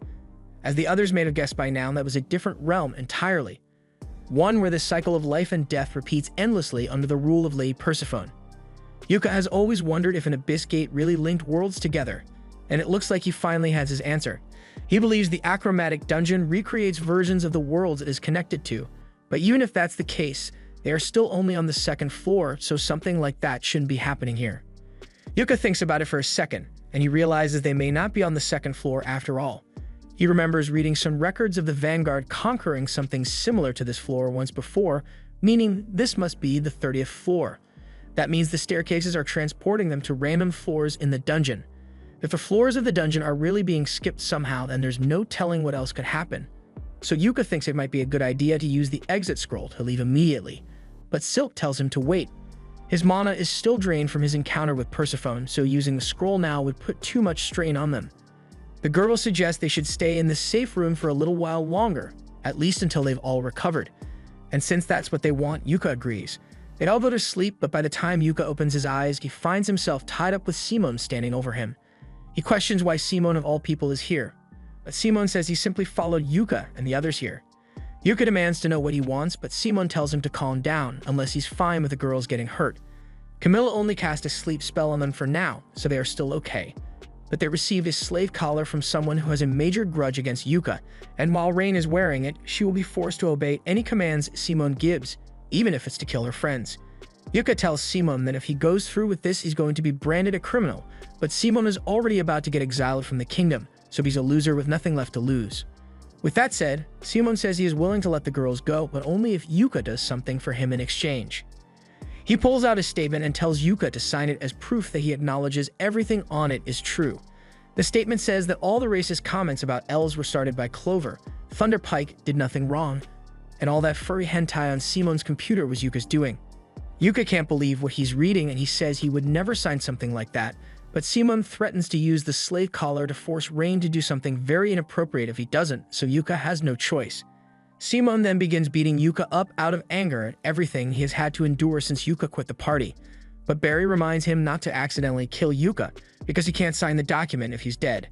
Simone realizes he's right, but he still wants to make Yuka suffer, so he tells him he's going to order Rain to kill Silk and make Yuka watch the whole thing. Yuka begs him not to do it and says he will sign the document, so Simone gets in front of him and brings out a quill for Yuka to sign with. Jamie stands in the back looking guilty for what her teammates are doing, but she's not getting a pass after letting things get this far. Yuka is just about to sign the document, but all of a sudden they feel a massive earthquake happen. The earthquake soon passes, so Simone tells Yuka to hurry up and sign the paper already, but Yuka is still worried about that earthquake that just hit. This is a safe room, so if an earthquake reaches here, then it's a clear sign that the dungeon is destabilizing. Simon thinks Yuka is just making stuff up to stall for time, but a few seconds later, the floor collapses beneath his feet, sending Simon, Barry, and Camilla falling into an abyss. The rest of the floor is going to give out soon, so Yuka tries to wake the girls up so they don't die from the fall, but they are still out cold. Yuka tries pulling out the scroll of exit so they can escape the dungeon immediately, but Simon must have taken his magic bag while he was asleep, so he doesn't have any of his artifacts. The floor soon gives out entirely, so Yuka and the others are sent falling to their doom. But fortunately, midway through the fall, Jamie casts a feather-falling spell that allows them all to land safely. All except Simon, Camilla, and Barry. Those guys are hurt badly, and they deserve every bit of the pain. Simon yells at Jamie for helping Yuka instead of him, but they've got bigger problems to deal with because a ton of orcs have surrounded them, and they have no way out. Jamie runs over to Simon and grabs Yuka's magic bag to return it to him.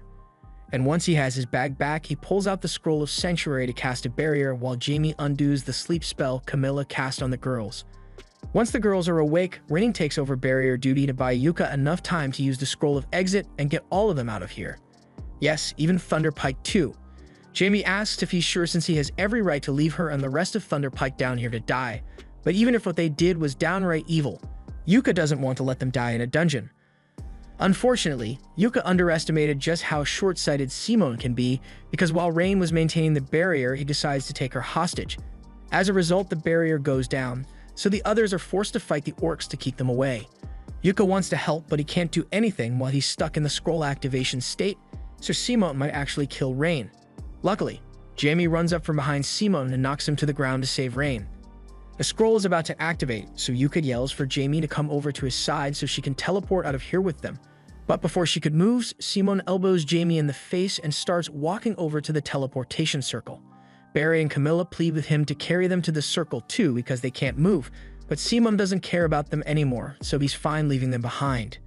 However, before he could get to Yuka, Jamie lasers him through the knee to stop him from getting to Yuka.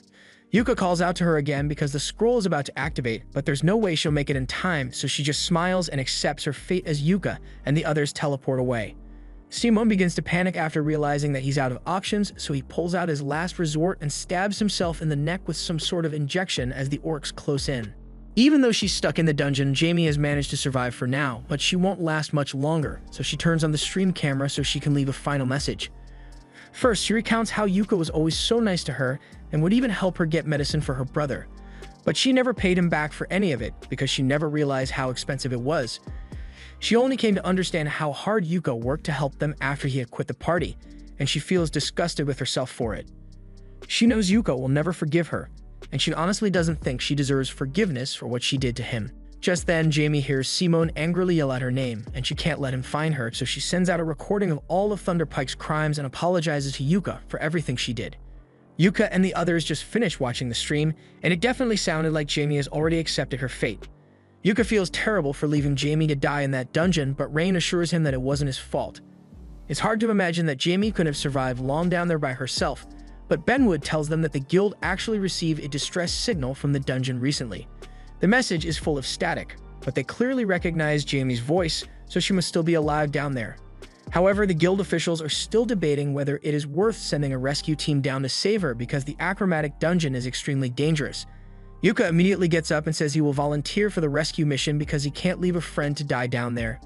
He also asked Benwood to help him find another scroll of exit and says he's willing to pay for it no matter how much it costs. Benwood agrees to help him look, but he tells Yuka that it still hasn't been decided whether the rescue mission will be allowed. As Benwood walks off, Yuka tells the girls that he will go on the rescue mission alone so he doesn't put them in danger, but the girls refuse to allow it because they know Yuka is going to end up doing something reckless if he goes alone. Besides, if it weren't for Jamie, they all might have died in the dungeon, and after they put that slave collar on Rain, she would have been doomed to a life of servitude without Jamie's help. Speaking of the slave collar, Yuka asks Rain to come over to him for a second, and when she does, he starts casting a spell with the cursed mark he received, and he is able to disable the slave collar. Rain is amazed because slave collars are nearly impossible to remove once they are on. She asks Yuka what spell he just used, so Yuka tells her it's probably dark magic.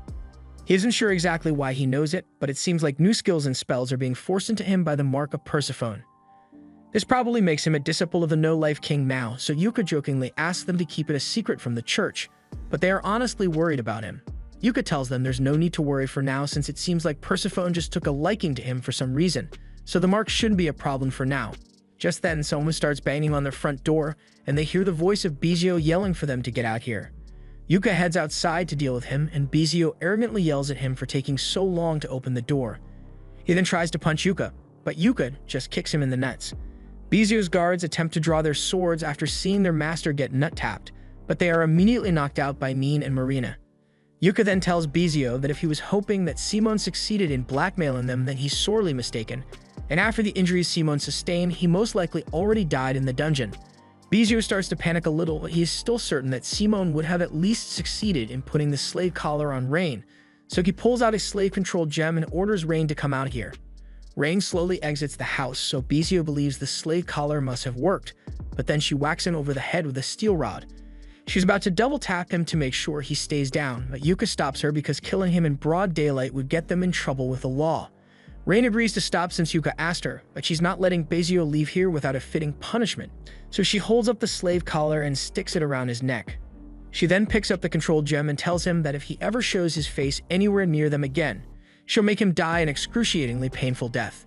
Bizio begs Rain to understand that he just wants her to like him, but Rain tells him she belongs to Yuka, so she'd never like someone like him. Bizio can't believe what he just heard, and Yuka is getting sick of Bizio's obsession with Rain, so he walks up to him and uses dark magic to cast a spell on him. Now, if he even attempts to get close to Rain, his blood will boil and his balls will explode. That should be enough to keep him away for good, so Yuka then hands Bizio over to the police so he can face justice for his crimes. And in the meantime, they get their gear ready for the rescue mission. They've got all the weapons and medicine they could possibly need, but they can't begin the mission until they've gotten another scroll of exit. They are pretty rare, so even with Benwood helping them look for one, there's no guarantee that they'll be able to get it in time. Just then, someone starts pounding on their front door, so Yuka goes to see who it is and meets Lucent, the leader of the A-rank party, Scordia. He heard that Yuka needed a scroll of exit, and he just so happened to have one on hand, so he's here to give it to him. But before he does, he asks Yuka why he is heading into the achromatic dungeon again. Yuka tells him he's going to rescue a friend in danger, and that's all Lucent needed to hear, so he hands the scroll over to Yuka and wishes him luck. With this, Yuka and the others head down to the entrance of the achromatic dungeon, but Benwood and Mamara meet him there and tell him that the board has decided that it is too dangerous to send a rescue team to save Jamie. With that said, Benwood has no intention of stopping them from going in, but he will be forced to sanction them when they return. And Yuka is fine with that since Jamie's life is on the line here. Benwood asks Yuka if he even knows where to look for Jamie down there, and while Yuka isn't exactly certain, he is sure everything will work out.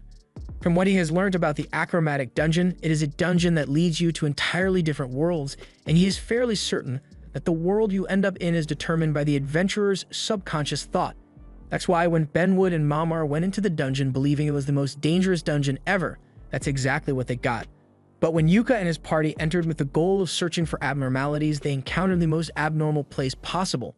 Following that logic, if they go into the dungeon with the goal of finding Jamie, then the dungeon should take them straight to wherever Jamie is. The group heads into the dungeon and rush forward to take down the monsters on the first floor as quickly as possible. And now that they've cleared the first floor, they head down the staircase in hopes that it will skip them to the floor Jamie is stuck on. And it looks like it worked because they end up on a new floor, so Jamie must be around here somewhere. But this place is creeping everyone out because it looks like it has been completely destroyed, so Silk suggests they should hurry up and find Jamie so they can leave as soon as possible. Just then, Min finds a trail of blood leading into an apartment complex, so the group follows it, and they find Jamie badly injured and bleeding out by the well. But she isn't the only one there.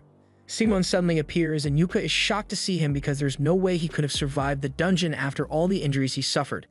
As Simon approaches, everyone is put on edge because he was already bad enough when he was just a human, but now he's something else entirely. It's the feeling they had when they went up against the Shadow Stalker, leading Yuka to realize what must have happened. Among the artifacts that Bizio gave Simon, there was one that was particularly dangerous, and Simon must have used it to turn himself into an undead so he could stay alive.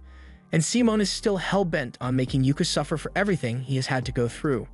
Marina charges forward to try and stop Simon, so Yuka gives her a physical enchantment boost as she clashes with him. Simon still outclasses Marina in strength, so it's hard for her to make progress against him, but she is still quick enough to get one hit in and slashes his arm off before retreating. A missing arm would normally be game over for Simon, but now that he's undead, he easily regenerates his arm like nothing ever happened. Simon proudly tells them that he has become immortal, so no matter what they try, they will never be able to kill him. And Simon's not going to stop until he has killed Yuka. He launches an energy blast at the group, so Yuka pulls out a light shield scroll to protect everyone. Yuka may have hated Simon, but he never wanted to kill him. However, that thing is no longer human, so he is left with no choice but to strike Simon down so he can rescue Jamie. Simon charges at Yuka, but Yuka sidesteps him and casts a trap spell. Marina and Neem then run in to strike while Silk and Rain both cast spells to slow Simon down, but doesn't work.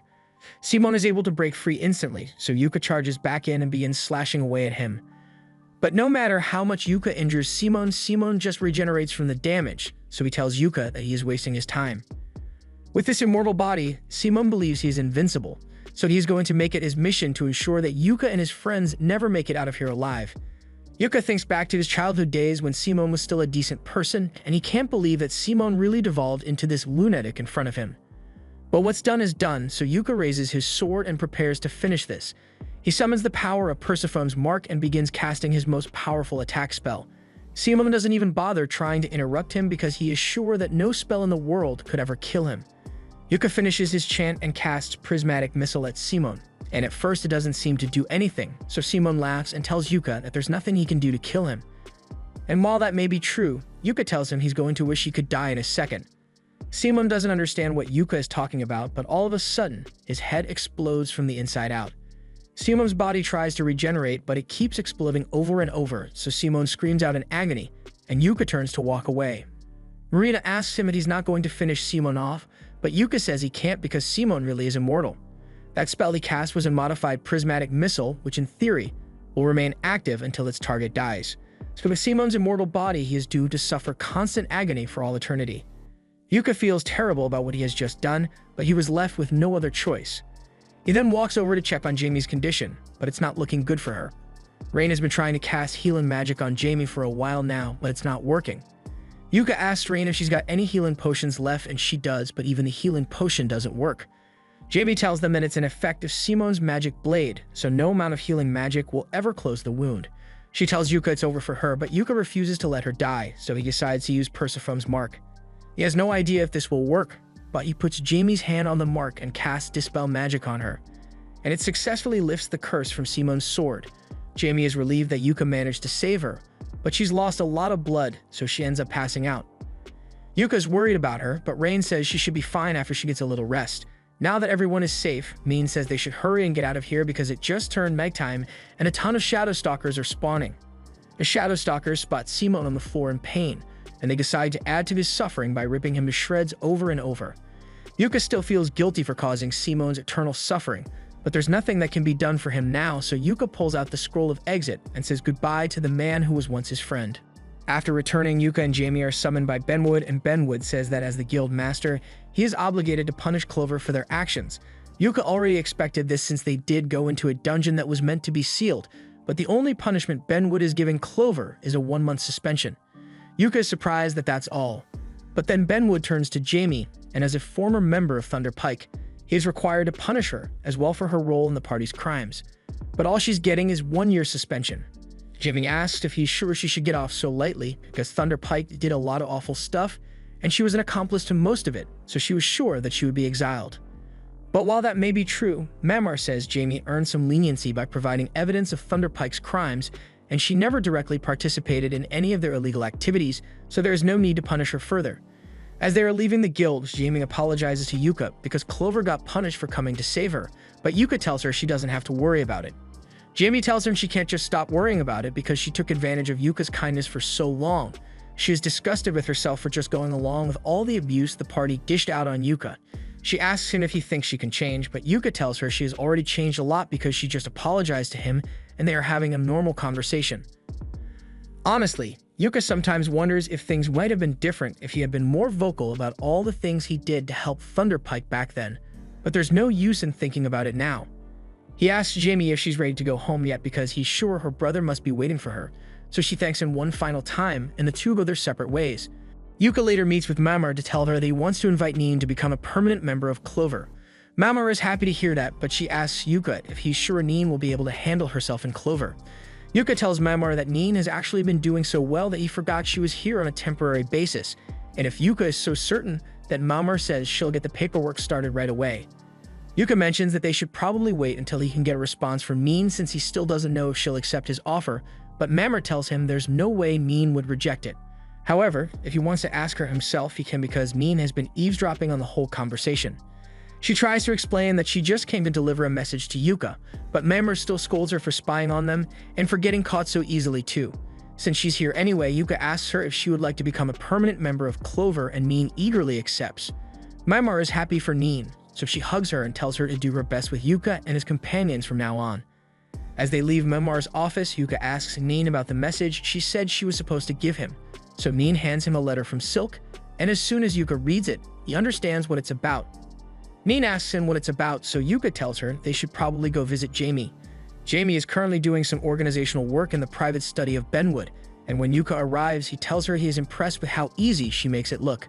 Benwood apparently gave up on keeping this place organized years ago, so it's become incredibly messy, which is why he hired Jamie to clean it up.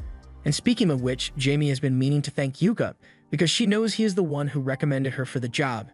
Yuka pretends that he has no idea what she's talking about, but Jamie knows he had something to do with it. And she's very grateful because with her 1-year suspension, having different source of income is really helpful. Anyway, she asks Yuka if there's a reason he came to see her, so Yuka tells her that Silk has something she wants to discuss with Jamie, so he was hoping Jamie could stop by their base after she's done with work. Jamie doesn't mind, but she has no idea why Silk would want to see her, and Yuka doesn't want to give her any details either. Once Jamie is done for the day, they all start walking back home, but it's really cold since it's winter time. This city doesn't get much snow, but back in Yuka's hometown it used to snow a lot, so he remembers having snowball fights with Simone all the time when they were kids. Remembering Simone gets Yuka a little down, so Jamie and Nain try to cheer him up a little. They eventually arrive at the Clover house, so Yuka tells Min and Jamie to head in first. Min and Jamie get the feeling that Yuka is up to something because he never acts like this, but they still don't know what it is, so they just head inside. However, as soon as they set foot in the house, they are met with a party others had organized to welcome Min and Jamie to Clover. That's why Silk sent Nain out on an errand earlier so she wouldn't figure out the surprise. Nain is ecstatic to officially be a member of Clover, but Jamie doesn't know how to feel about this. Yuka never asked her if she wanted to join, so he's worried that he might have overstepped by adding her to the team, but that's not the problem here. Jamie is glad that Yuka invited her to join the party, but she doesn't think she deserves such kindness after all the trouble she caused them. The other members of Thunder Pike did a lot of terrible things, and for the most part, she just stood by and watched it all happen. Silk tells her she doesn't need to feel guilty because she was the one who saved them from Simone and the others when it mattered most. They owe her their lives and she's an experienced veteran, so they'd love to have her in their party. With that said, it's time for them to begin a welcome party, so they all sit at the table for the feast and Yuka is about to raise a toast in honor of Jamie and Min. But before he does, Marina has a question to ask. The reason they named their party Clover was because there were 4 of them, but now they have 6 members and she's not sure if 6-leaf clovers are even a thing. Yuka doesn't know either, but Jamie tells everyone that 6-leaf clovers really do exist, and in the language of flowers, they symbolize glory. Marina is amazed that Jamie knows so much about flowers and glory is a good symbol for the party, so they all toast to the new Clover. Later that night, Yuka is walking Jamie back to her house, and while they are walking, Yuka starts thinking about the past. He tells Jamie that when he first came to this town, he kind of admired her. Jamie is so shocked to hear this, but Yuka tells her she gave off a real city girl vibe back then. So as a guy from the countryside, she seemed really glamorous. Of course, since then, Yuka has lost a lot of that innocence, but Jamie remembers him being a lot cuter back then. Since he had never seen a city before, he could barely figure out how to use the water pumps or how to navigate the streets. Yuka doesn't like remembering how stupid he was back then. Besides, Simone came from the same village as him, so he was just as bad as Yuka was. Bringing up Simone gets Yuka in a bad mood again, so Jamie asks him if he ever thinks back on how the old days used to be. Yuka honestly has a lot of fond memories with Thunder Pike, but he can never experience those days again because Thunder Pike doesn't even exist anymore. And Yuka kind of blames himself for how things turned out. Jamie tells him it's not his fault that things ended up this way. The rest of them just gradually became blind to all the things Yuka did to support the party, and honestly, even if Yuka had tried to explain everything he did for the party, none of them would have listened to him. Thunder Pike was always doomed to fail, so once again, Jamie assures Yuka that all the fault lies on Thunder Pike. But she hopes he will give her a chance to start over, and once her suspension is over, she swears that she will work hard for the team and make sure she doesn't make the same mistake again. After getting Jamie home, Yuka returns to the house, but the only one there is Rain. He asks her where everyone else went, so she tells him that Silk and Marina went to help Neen move her stuff out of Mamar's house. Yuka thinks that's strange since they could have just waited until tomorrow morning, but Neen said she wanted to get it done as soon as possible. They played rock, paper, scissors to decide who had to do all the cleaning, and Rain ended up losing, so she had to stay behind. In that case, Yuka offers to help her out, so he rolls up his sleeves and starts drying the plates that Rain washes. After a few minutes of this, Rain jokes that the two of them look like a married couple. Yuka is so shocked by what she said that he nearly drops the plate he was holding, but then Rain starts pouting because he didn't need to react like that. She asks him if he would want her to be his wife, and without hesitation, Yuka answers that he'd love that. He then grabs Rain's hand, but then he stops because he doesn't know what to do next. So Rain takes matters into her own hands and kisses Yuka, saying this is how she feels about him. But before Yuka could respond to her, the others return home and ask for his help carrying Neen's stuff, so he rushes out of the kitchen. A few weeks later, Clover's suspension is finally over, so Yuka heads into the guild to talk to Mamar. Mamar asks him if he's here to pick out a quest, but he says he actually just came to say hello today. However, the look on Mamar's face tells him she has an interesting quest for him, so Mamar leans in to give him the details. This information hasn't been made public yet, but a new dungeon has been found along the bank of Lake Rang, and it has been over 10 years since a new dungeon was found. So this is some major news. Mamar suggests that Clover could use it for their comeback stream because exploring a new dungeon would certainly create a lot of buzz. Yuka really likes the idea of exploring a new dungeon, but for Clover to be given such an opportunity right after their suspension, and it almost seems too good to be true.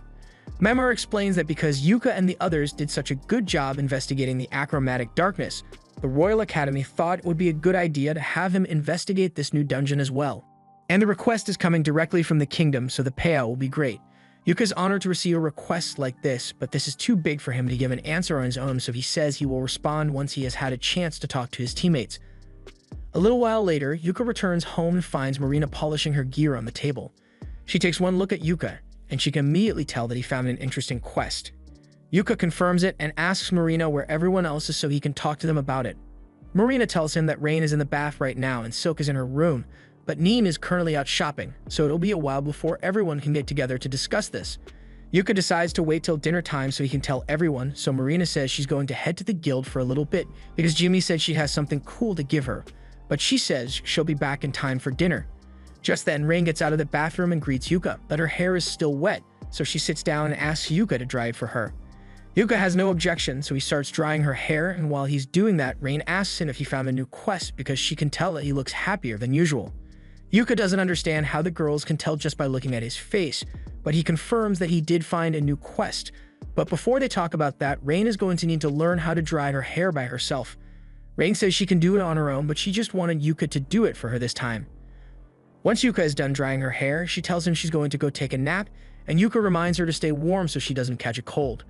But then Rain invites him to come help her stay warm in bed if he's so concerned. Yuka freezes up after hearing this, but Rain was just teasing him to see his reaction. After Rain leaves, Silk shows up, and she has prepared 2 cups of hot cocoa since it's so cold out. They sit down together to drink the cocoa, and from the look on Yuka's face, Silk guesses he must have found a good quest for them to take.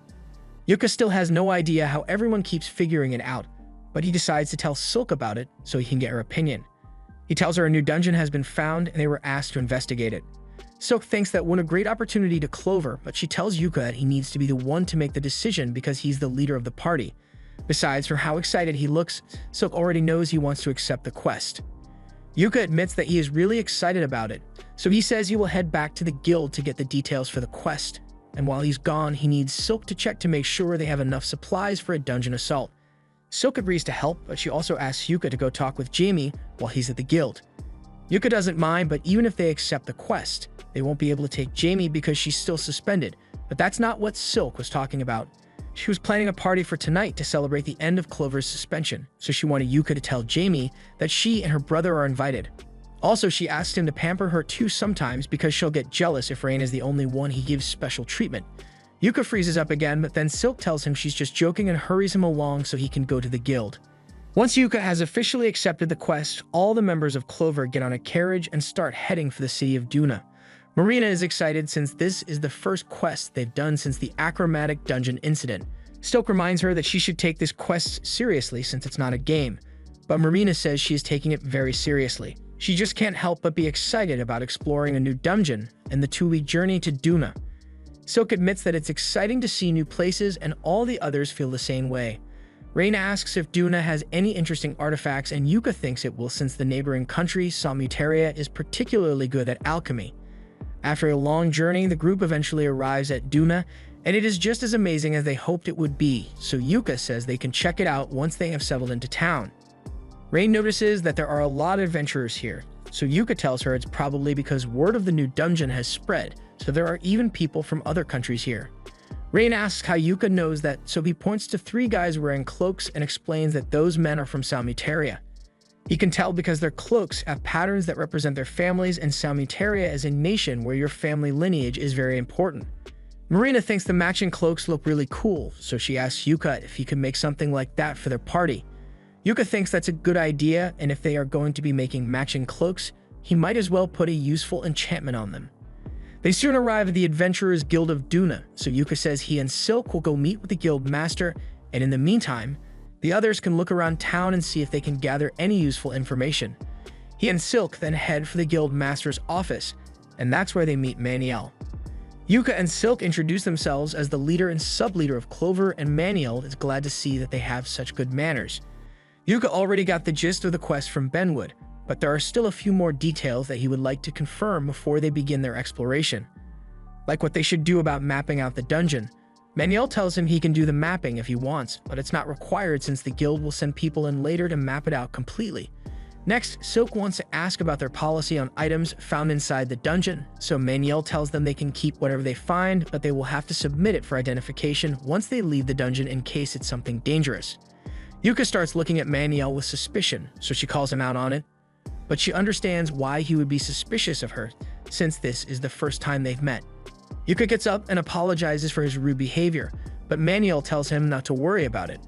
She says she looks forward to working with Yuka and his party, and speaking of which, she wants to know when they plan to head into the dungeon. Silk tells her they intend to start in 3 days so they can rest and prepare for the exploration properly, and Maniel thinks that's a great decision. She can see why Benwood trusts Yuka's party so much. She tells Yuka that she and Benwood have a long history together, and in fact, she was a part of the party that first stepped foot in the achromatic darkness. That also means she was good friends with Yuka's uncle, so she tells him there's no need to be so stiff around her. Since they had to come all the way here, she went through the trouble of finding some accommodations for the party while they are in Duna, so she hands Yuka a map that will show him the way there. Yuka thanks her for the kind gesture, but Maniel is just happy to help. After the meeting is over, Silk and Yuka start walking over to the Adventurers Guild so they can meet up with the others. And while they are walking, Silk breathes a sigh of relief because she was incredibly nervous during their conversation with Maniel. They soon arrive at the Adventurers Guild, but it looks like there's a huge commotion going on. It looks like Marina and the others got into a fight with those Samutarians from before, and everyone in the bar is eagerly watching to see what happens. Marina tells the guys to leave him alone. The Samutarians don't speak the same language, so they assume she just insulted their family lineage and are ready to throw down. Before things get too heated, Yuka steps in and asks what's going on. Nian explains that these guys kept trying to get her to pour drinks for them, so Yuka tries to mediate so no one gets hurt. He speaks a little Samutarian, so he tries telling the Samutarians that these are his friends, not servants, but instead he says these are my wives, and I sleep with them every night. After hearing him say that, the Samutarians quietly back off because they've realized their mistake. And now that the fight is over, all the spectators disperse. Silk asks if Marina and the others are okay, and aside from one of the Samutarians touching Marina's shoulder, she is perfectly fine. On the carriage ride to their inn, Yuka explains that Samutaria is a country where women don't have rights and are basically seen as property. It's not right, but that's just how things are around here, which is why those guys thought they had the right to order Marina and the others around. But if it's true that women are seen as property around here, Silk doesn't understand why they gave up so easily when Yuka showed up. Yuka explains that the law in this country is strictly tied to their religious beliefs, so when Yuka told them that Marina and the others are his wives, he was basically asserting ownership of them. And under Samutarian law, you cannot try to steal another man's wife lest you be punished and have all your property seized. That gets Marina thinking, so she tells Yuka that they really need to get matching gear, because then everyone will know that they belong to Yuka and they won't have to deal with any more entitled Samutarians. Yuka understands what she means, but he doesn't like the idea of owning any of the girls.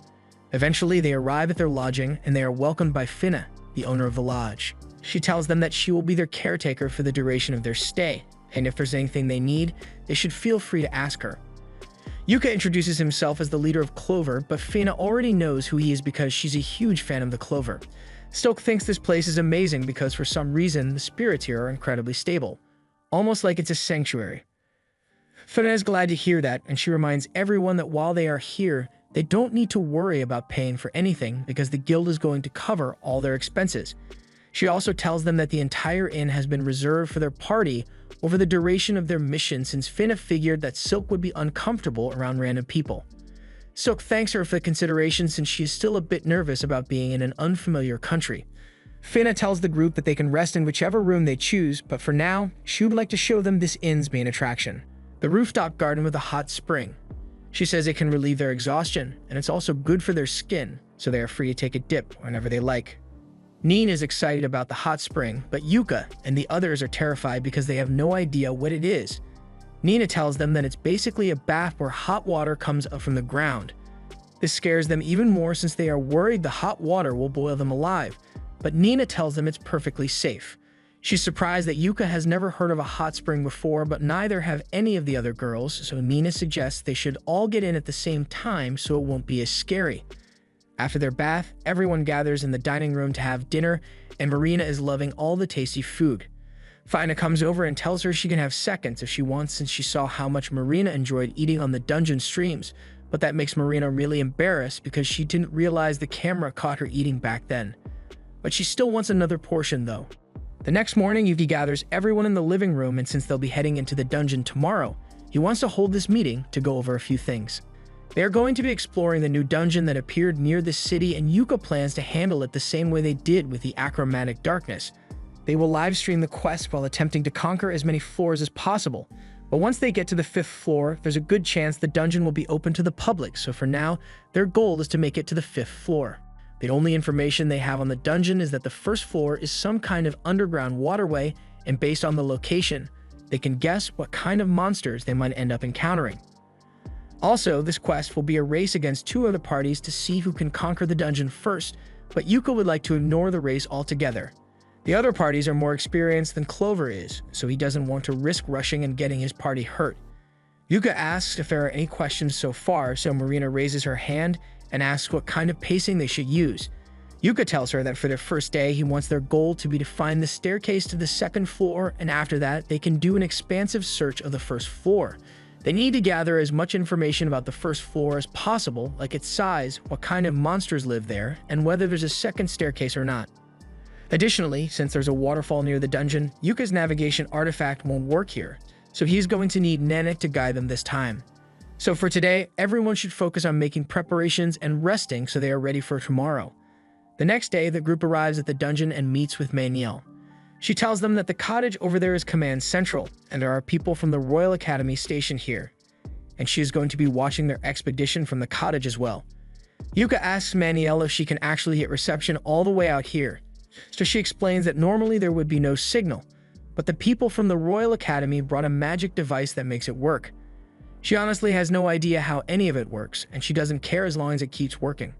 Marina asks Maniel if this dungeon has a name since she doesn't know what to call it, but Maniel tells her it hasn't been named yet because there's no information about what's inside. And who knows, if Clover does a good job exploring the dungeon, maybe they'll get to name the dungeon. The 5 of them all line up at the entrance to the dungeon, and since it's been a while since they last explored one, they are all a bit nervous, but excited at the same time. Everything is ready for them to begin, so Yuka starts the live stream, and they all greet their fans. The viewers are all excited to see another Clover stream, so they start wondering what the theme is for today. Marina announces that they are going to be exploring a new dungeon in Duna, and since it has been over 10 years since a new dungeon appeared, they are all excited to see what they can discover, so they all join hands before they head inside. This was the end of episode 10. Subscribe to not miss the next part.